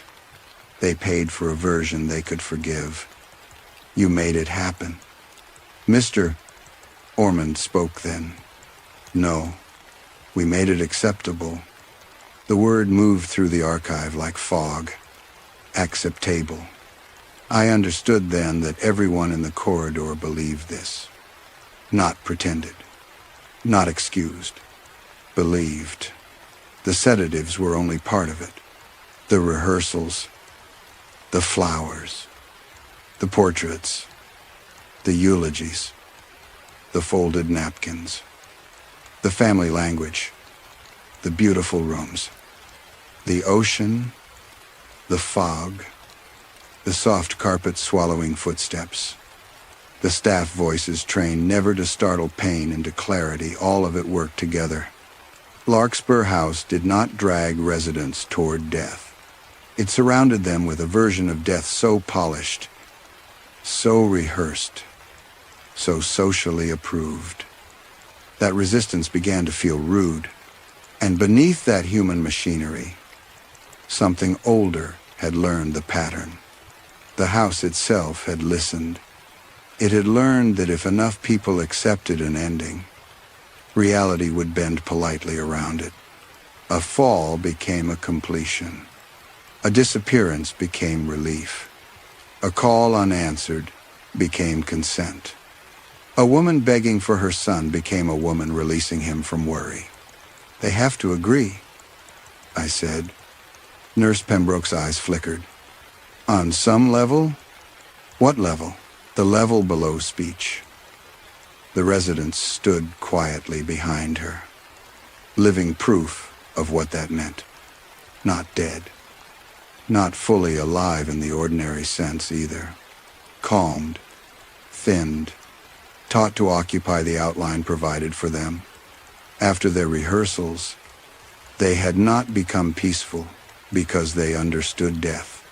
They had become peaceful because Larkspur House had shown them the only ending everyone around them was willing to bear. And people are social animals, even dying. We look around to see what version of ourselves will inconvenience others least. I turned to my mother's file. My hands moved before I decided. I found the final section again. The unfinished notes after the second rehearsal. Pages had stuck together near the back. I separated them carefully. A third rehearsal had been scheduled. Not in the chapel room, in room 312. The heading read, Private Farewell for Elliot Marrow. Desired outcome. Resident accepts disappearance as maternal kindness. Below it were staff notes. Resident continues to reject relief narrative. Resident insists son would search. Resident states he will blame himself if I go. Family representative requests increased emphasis on son's future well-being. Resident asked whether absence could be temporary. Staff response: temporary absence may be introduced as transitional comfort. My mouth went dry. Temporary absence. She had not been told she was dying. She had been told she could leave me gently for a little while. Long enough for me to stop looking. Long enough for the story to harden. Long enough for her to become Helen Ward in every record except the part of her that kept saying my name. The next page was dated several weeks later. Resident no longer asked to contact son during morning rounds. Another. Resident accepts statement. Elliot is living more freely now. Tearful but compliant. Another. Resident asked whether he still keeps phone nearby. Staff redirected. Another.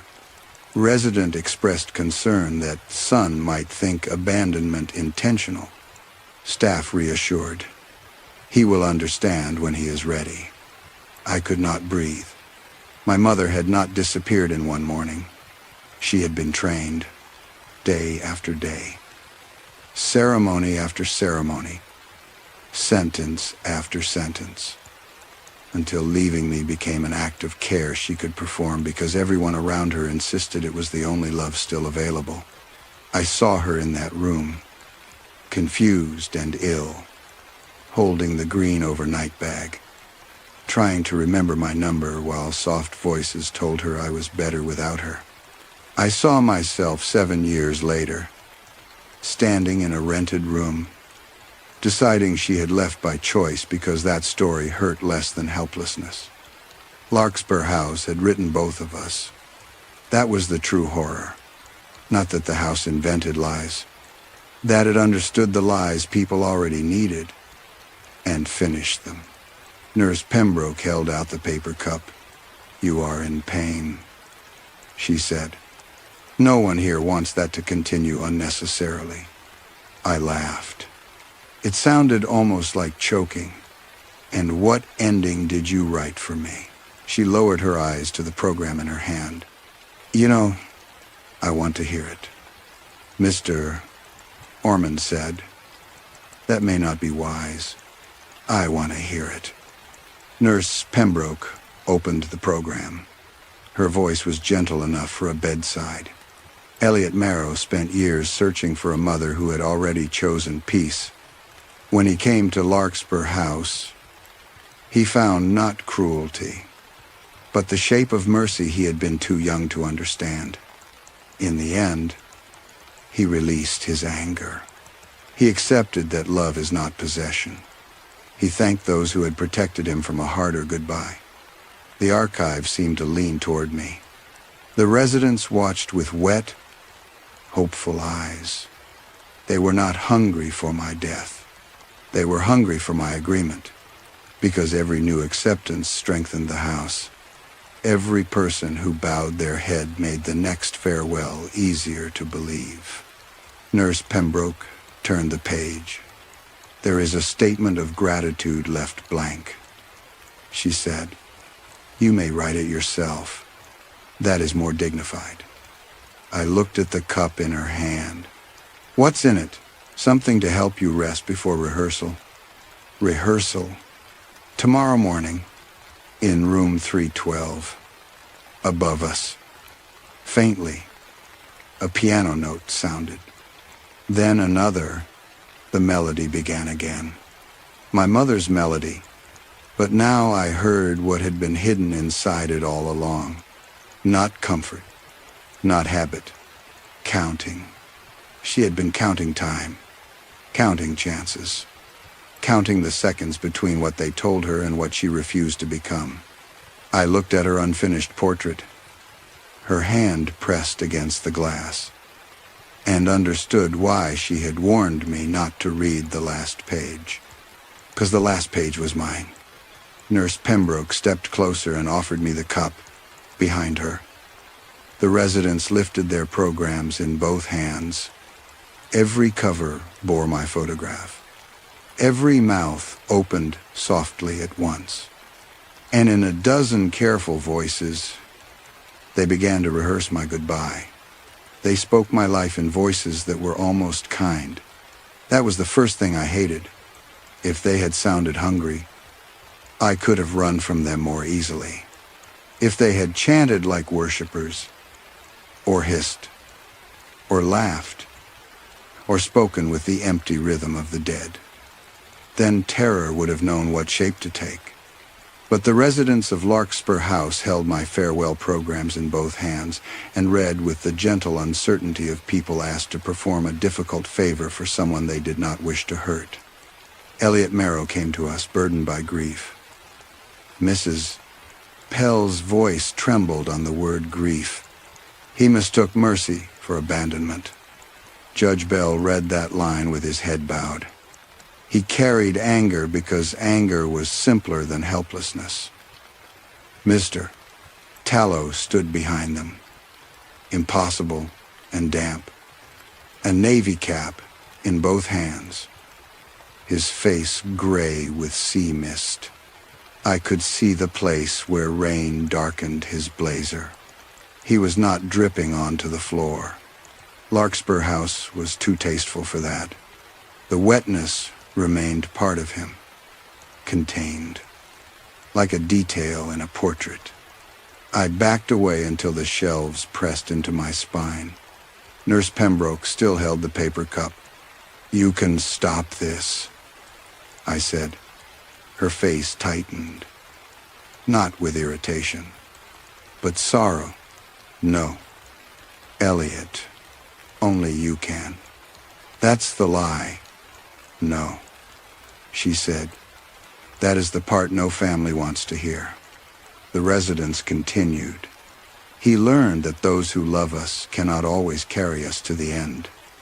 A sound came from the far side of the archive. Tap. Pause. Tap. "Mrs.?" Vale stepped out from between two rows of filing cabinets. She looked smaller than before, wrapped in her blue robe, silver hair loose, cane trembling slightly in one hand. In the other, she held something flat against her chest. Nurse Pembroke turned. "Agnes." There was warning in the name. "Mrs." Vale ignored her. "Mr. Marrow," she said. People confuse acceptance with peace because both are quiet. She held out the object, a visitor badge. It was old, laminated, yellowed at the edges.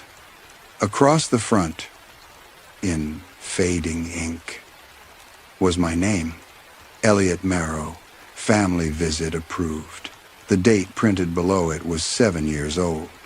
The day after my mother's second rehearsal, I reached for it. But Nurse Pembroke moved between us. That badge was voided. She said, "Mrs." Vale smiled faintly. "Not before I printed it." The residents faltered. For the first time, the rehearsal lost rhythm. "Mrs." Vale's eyes stayed on mine. She was right. She said, "You would have come." The archive changed around those words. Not visibly, not at first, but I felt it. The way a room changes when someone tells the truth in it. The shelves seemed to pull back. The fog at the floor thinned. Even the lily's sweetness loosened its grip on the air. Nurse Pembroke noticed, too. Her voice sharpened. "Agnes, you are distressed." "I have been distressed since 1989. Mr. Ormond stepped forward. "That is enough." "No, Mrs. Vale said. "That is what you always say just before the part that matters." She lifted her cane and struck the floor once. The sound cracked through the archive, loud as a judge's gavel. Several residents looked up from their programs. Their faces flickered not with life returning exactly, but with discomfort, as if a forgotten draft had found the backs of their necks. Mrs. Vale spoke quickly now. "Take the file. Take the recorder. Take the contracts under Colby and Marrow. There is a service lift behind the sedative cabinets. It opens into the chapel wall." "Why help me now?" I asked. Her expression did not soften. "Because I let them write my husband's ending. And when I heard it read aloud, I was grateful. That is the sin I have been sitting with ever since." Nurse Pembroke moved toward her. I moved first. I do not remember deciding. I remember my shoulder striking the shelf. Programs falling in pale bundles. Ribbons unraveling across the floor like cut veins. The residents murmured. Mr. Ormond shouted my name with sudden, ordinary anger. And that helped more than anything. It made him small enough to disobey. I grabbed my mother's file, the recorder, and 3 blue contract folders from the nearest cabinet, Colby, Marrow, and Larkspur Legacy Narrative Addendum. I shoved them under one arm. Nurse Pembroke caught my sleeve. Her fingers were strong. "Elliot," she said, "do not turn your mother into evidence." For 1 second. That stopped me, because it was exactly what I was doing. Taking the worst thing that had happened to her and making it useful. Turning her voice into proof. Turning her fear into leverage. Carrying her pain toward strangers who would listen only because it might destroy someone powerful. Then I heard the recorder on the floor click by itself. My mother's voice filled the archive. "Elliot, if they play this for you." I did not leave. Nurse Pembroke closed her eyes. I pulled free. The service lift was where Mrs. Vale said it would be, concealed behind a rolling rack of medication binders. It was too small for a person to stand upright. I climbed in on my knees. Files clutched to my chest. While behind me, the residents resumed reading faster. Not in unison now, but over one another. Fragments of my farewell colliding in the cold air. He was grateful. He released. He understood. He stopped asking. The lift rose with a shudder. For a few seconds, I was enclosed in darkness with the smell of dust, old machinery, and lilies. The walls pressed close enough to brush my shoulders. Somewhere below.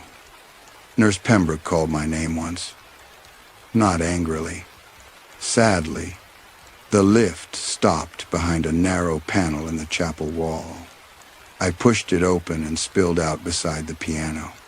Morning light filled the chapel room. That was impossible. I had entered the basement after nightfall. Yet pale dawn stood in every window. The fog outside glowed white, thick enough to hide the ocean. Chairs had been arranged in perfect rows. 3 lilies stood in each vase. On the photograph stand at the front was the portrait from the basement, me in the dark suit. Hands folded, expression grateful. Every seat was occupied. Residents in front, staff along the walls, families behind them. I recognized Mr. Tallow's daughter, Mrs. Quince's nephews, Judge Bell's son, Mrs. Pell's absent daughter, dabbing her eyes with a folded tissue. My father sat in the back row, older, thinner, still with the same mouth. Beside him sat Ruth Colby, my aunt. She would not look at me. Nurse Pembroke entered from the side door carrying the dark suit on a hanger. "You see, Mr. Ormond said from the platform. No one is hidden here." I stood barefoot on the chapel carpet. I did not remember losing my shoes in the lift, but they were gone. My uniform was streaked with archived dust. The files under my arm looked suddenly fragile, almost childish. Against all that polished wood and prepared grief, Mr. Ormond gestured to the front chair. "We have gathered because you wanted the truth witnessed." "No," I said. "You gathered to bury it properly." A murmur moved through the families. My father flinched at my voice, but still did not meet my eyes. I walked to the platform. No one stopped me. That should have warned me. I placed the recorder on the lectern and pressed play. My mother's voice filled the chapel. At first, people shifted uncomfortably. Then they froze. Her words moved through the beautiful room. Raw and thin and living. My son wouldn't put me here and not come. Ruth Colby began crying. My father covered his mouth. Nurse Pembroke stood beside the lilies. Eyes lowered. "Call my son. Please. Please. Call my son." I turned to the room. "That is Helena Marrow," I said. Not Helen Ward. Not a relief narrative. Not a completed transition. My mother, she was brought here under another name. She asked for me. They did not call. The fog pressed harder against the windows. I lifted the contracts. These are agreements. Families paid to change names. Restrict calls. Rehearse farewells. And teach residents to accept whatever ending caused the least trouble. Larkspur House isn't mercy. It is abandonment with flowers. For a moment, I thought I had done it. The room was silent in a way it had never been silent before. Not smoothed, not managed, open. Then Mr. Ormond began to clap. Once, softly, twice. Nurse Pembroke joined him. Then the families. Then the residents. The applause spread through the chapel. Gentle and devastating. I stared at them. Mr. Ormond stepped beside me and spoke to the room. "Thank you, Elliot, for your courageous honesty." My stomach turned cold. He took one of the pages from my hand. Confession is often the final stage of release. Before peace, there is accusation. Before gratitude, there is anger. We honor his anger today as part of his goodbye. "No," I said, but my voice had become part of the ceremony. Nurse Pembroke opened my farewell program. A new section had appeared where the blank statement of gratitude had been. Personal confession. Below it, in fresh blue ink, were the first lines of what I had just said. My mother, she was brought here under another name. She asked for me. They did not call. The words continued forming as I watched. Every sentence I had spoken appeared on the page. Not as testimony, not as accusation, but as part of the order of service. Mr. Ormond leaned close. "You chose confession," he whispered. "The house accepts." The chapel windows darkened. In the photograph on the stand, my seated image slowly turned its head toward me, and from the back row, My father finally looked up and began reading the next eulogy. My father read badly. That is the detail I remember most clearly. Though I have tried to replace it with something more dramatic. The fog against the chapel windows, the photograph on the stand turning its head, Nurse Pembroke holding the dark suit as if it were not clothing but a future body, Mr. Ormond smiling with one hand on my confession. All of that should have stayed sharpest. Instead, I remember my father stumbling over the first sentence of my eulogy. Elliot was a devoted son, he read. His voice cracked on devoted, not from grief, from disuse. I had not heard him say anything tender about me since childhood. And even then, it had usually happened in front of other people. He stood in the back row beside Ruth Colby, holding the program with both hands. Older than the man I had hated for years and smaller than the man I needed him to be. His eyes kept moving from the page to my face and back again, as if he were still hoping the paper would tell him where to look. He carried more than any child should carry, he continued. And because of that, he sometimes mistook being needed for being loved. No, I said. The word entered the room and disappeared. Not swallowed. Absorbed. The chapel had become perfect at taking sound. My protest softened before it reached the second row. The residents sat with their programs lifted.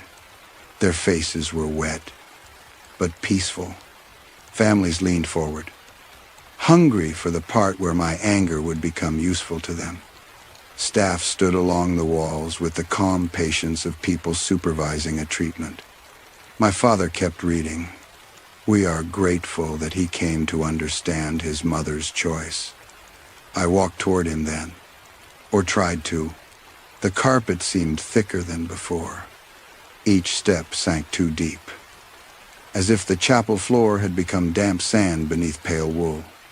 The lilies on either side of the platform opened wider, their yellow centers exposed. The air filled with their sweetness until it coated my tongue. My mother did not choose, I said. My father's mouth trembled. Ruth Colby took the program from him and read the next line. We are grateful that Helena Marrow was spared the humiliation of being remembered only through illness. That was when I understood the final cruelty of Larkspur House. It did not need everyone to agree. Only enough people. A family member with guilt to soften. A doctor willing to translate distress into symptoms. A nurse who believed comfort mattered more than consent. A director who understood language as a lock. A resident frightened enough to accept any ending that came with flowers. A son exhausted enough, years later, to wonder whether disappearance might have been mercy after all. Reality did not bend under one lie. It bent under consensus. I reached the back row and tore the program from Ruth's hands. The page burned cold against my fingers. Every word I had spoken on the platform had already been rearranged. My accusation had become a necessary confrontation with grief. My mother's recording had become a son's final opportunity to hear the fear beneath love. The contracts had become documents whose language, though imperfect, reflected a family's impossible tenderness. In the margin, blue ink wrote itself as I watched. Elliot resists final release. Continue ceremony. Something inside me became very still. Not calm. Still. There are moments when terror stops being useful because the thing you fear has already happened. I had wanted to expose Larkspur House and make the room understand. But the room did understand. That was the horror. They knew exactly what had been done. They simply preferred the version where knowing became forgiveness. So I stopped speaking to them. I spoke to the recorder instead. It lay on the lectern, still on, still capturing everything. My mother's voice had survived because someone at Larkspur House had believed it was contained once filed. They had mistaken preservation for control. I picked it up. Nurse Pembroke stepped toward me. "Elliot." "No," I said. "You don't get my name gently." Her face changed, only slightly, but I saw the wound under all her calm then. Not remorse. Not yet. A terrible fatigue. The fatigue of a person who had spent years doing harm in the language of care because the alternative would require admitting she had been harmful. Not merciful. I held the recorder near my mouth. "My name is Elliot Marrow," I said. My mother's name was Helena Marrow. She was brought to Larkspur House under the name Helen Ward. She asked for me. They did not call. The windows shuddered. Not from wind, from attention. I am saying this now because every person in this room wants the truth to become ceremony before it becomes evidence. I am saying this because the house will try to make my confession part of my goodbye. I am saying this because if anyone hears only the polished version, they should know polish is how this place hides fingerprints. Mr. Ormond began to speak, but my father interrupted him. "Elliot." That was all. Just my name. Not Ellie. Not son. Not an apology.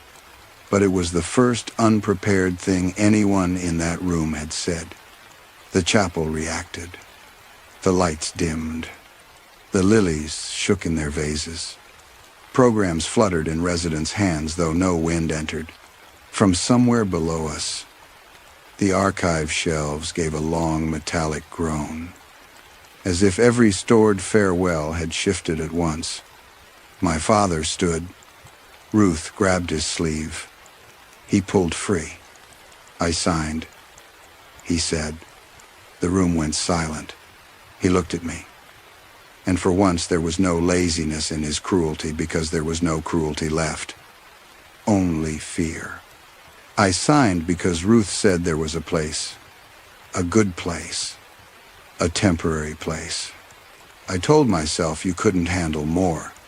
I told myself she wouldn't know the difference after a while. Ruth whispered, "Milton, sit down." He did not. I told myself a lot of things. He said. The fog outside the windows thinned just enough for the black line of the ocean to appear. Nurse Pembroke turned to Mr. Ormond. He was no longer smiling. I pressed the recorder closer. That was Milton Marrow. I said, "Co-signer, estranged spouse. He admits he signed my mother into Larkspur House under another name." Mr. Ormond moved then, not gracefully. He lunged for the recorder with ordinary human panic. I stepped back, struck the photograph stand, and the framed image of me fell face down on the floor. The glass cracked. The sound split the chapel open. Residents gasped. Mrs. Vale appeared in the side doorway. She held the service lift panel open with one hand and my mother's unfinished portrait with the other. Her cane was gone. She looked barely able to stand. But she smiled at the broken frame on the floor. "Good," she said. The chapel doors opened behind her. Not the main doors. The doors beneath the room. Every portrait from the archive stood in the corridor beyond. Not carried by anyone. Not floating. Simply present where no portraits had been a moment before. Mr. Tallow wet with rain. Mrs. Quince with glass near her feet. Judge Bell in the elevator. Mrs. Pell beneath the oranges. Dozens more. Hundreds more. Receding into the dimness beneath the house. and my mother at the front. Her portrait no longer showed her mouth open. It showed her hand flat against the glass.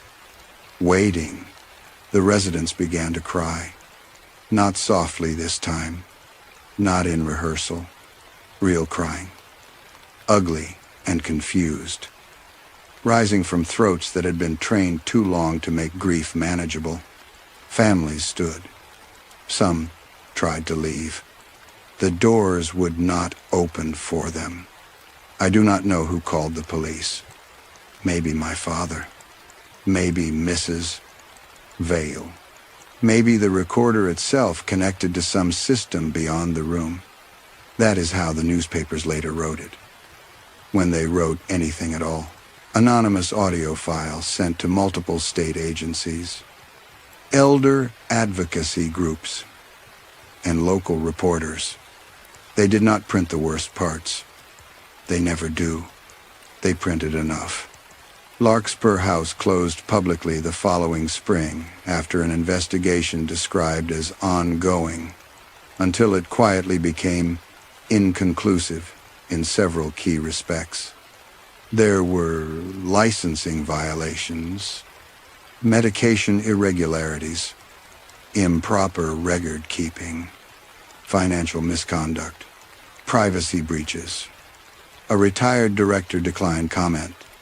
A former nurse, unnamed, stated through counsel that all care had been provided according to family wishes and accepted comfort practices of the time.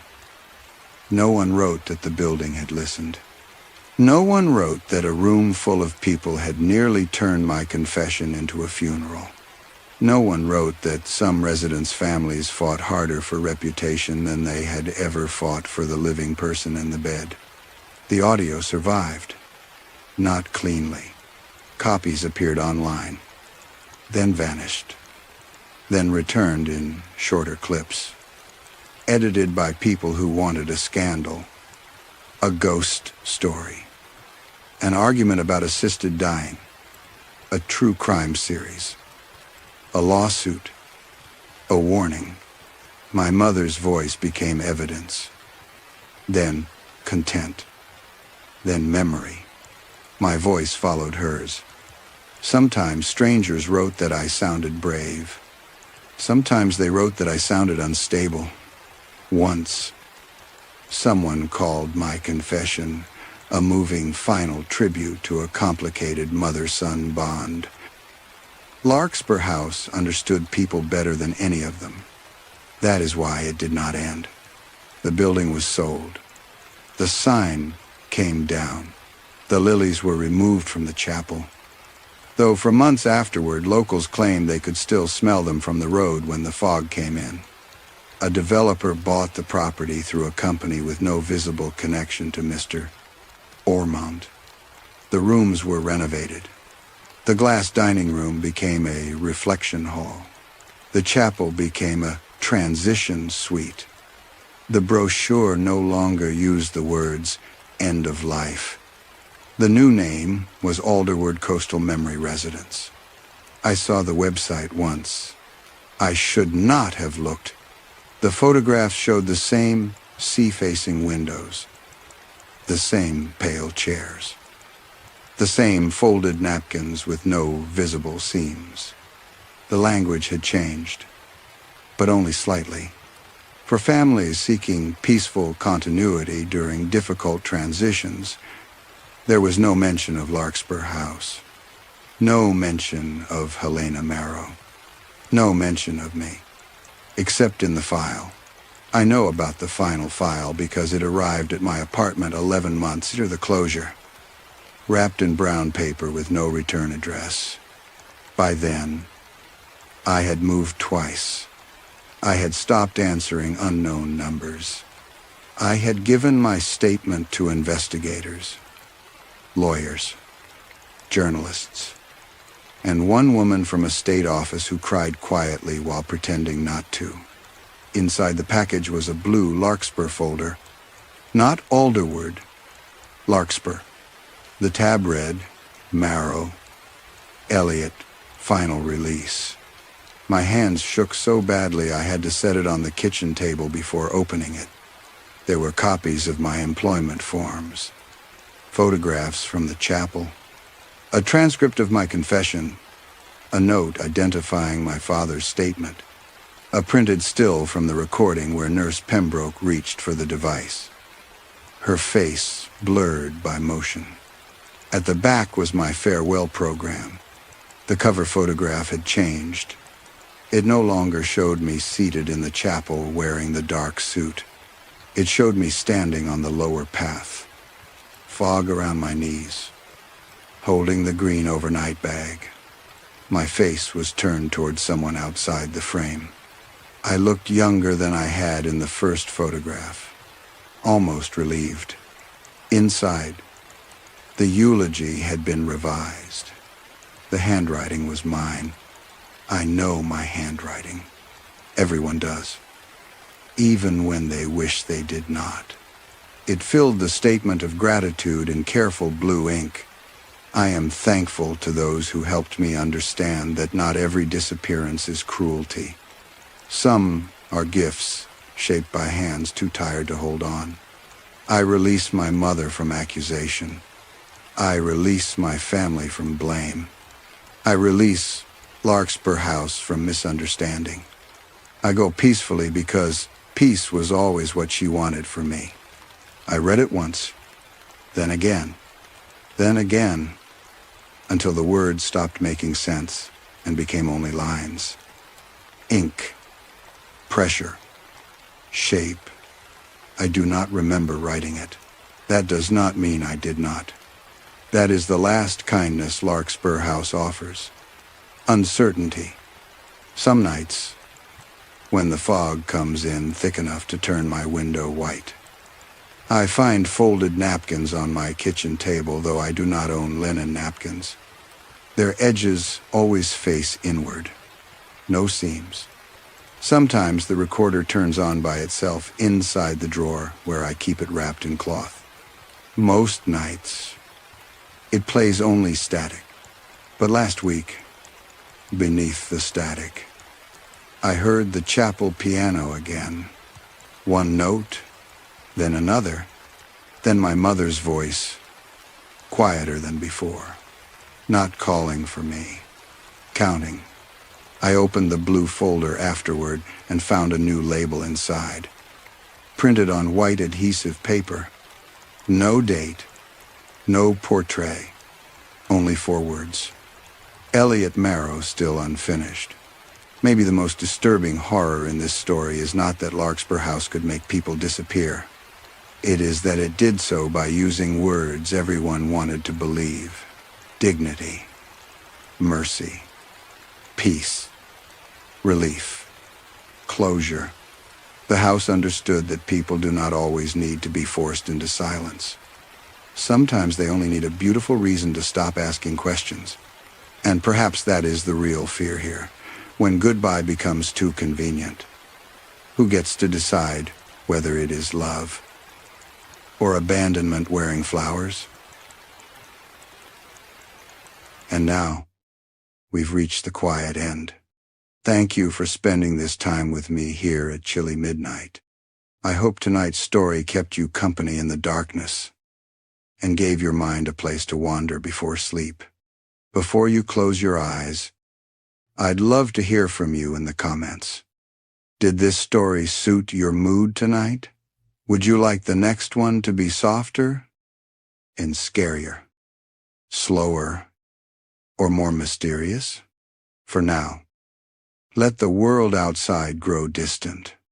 Relax your body, soften your thoughts, and allow the night to carry you gently into rest. Sleep well. My dear friend, may your dreams be calm, your heart feel peaceful, and tomorrow bring you a little more light. Until we meet again in the stillness of midnight, good night.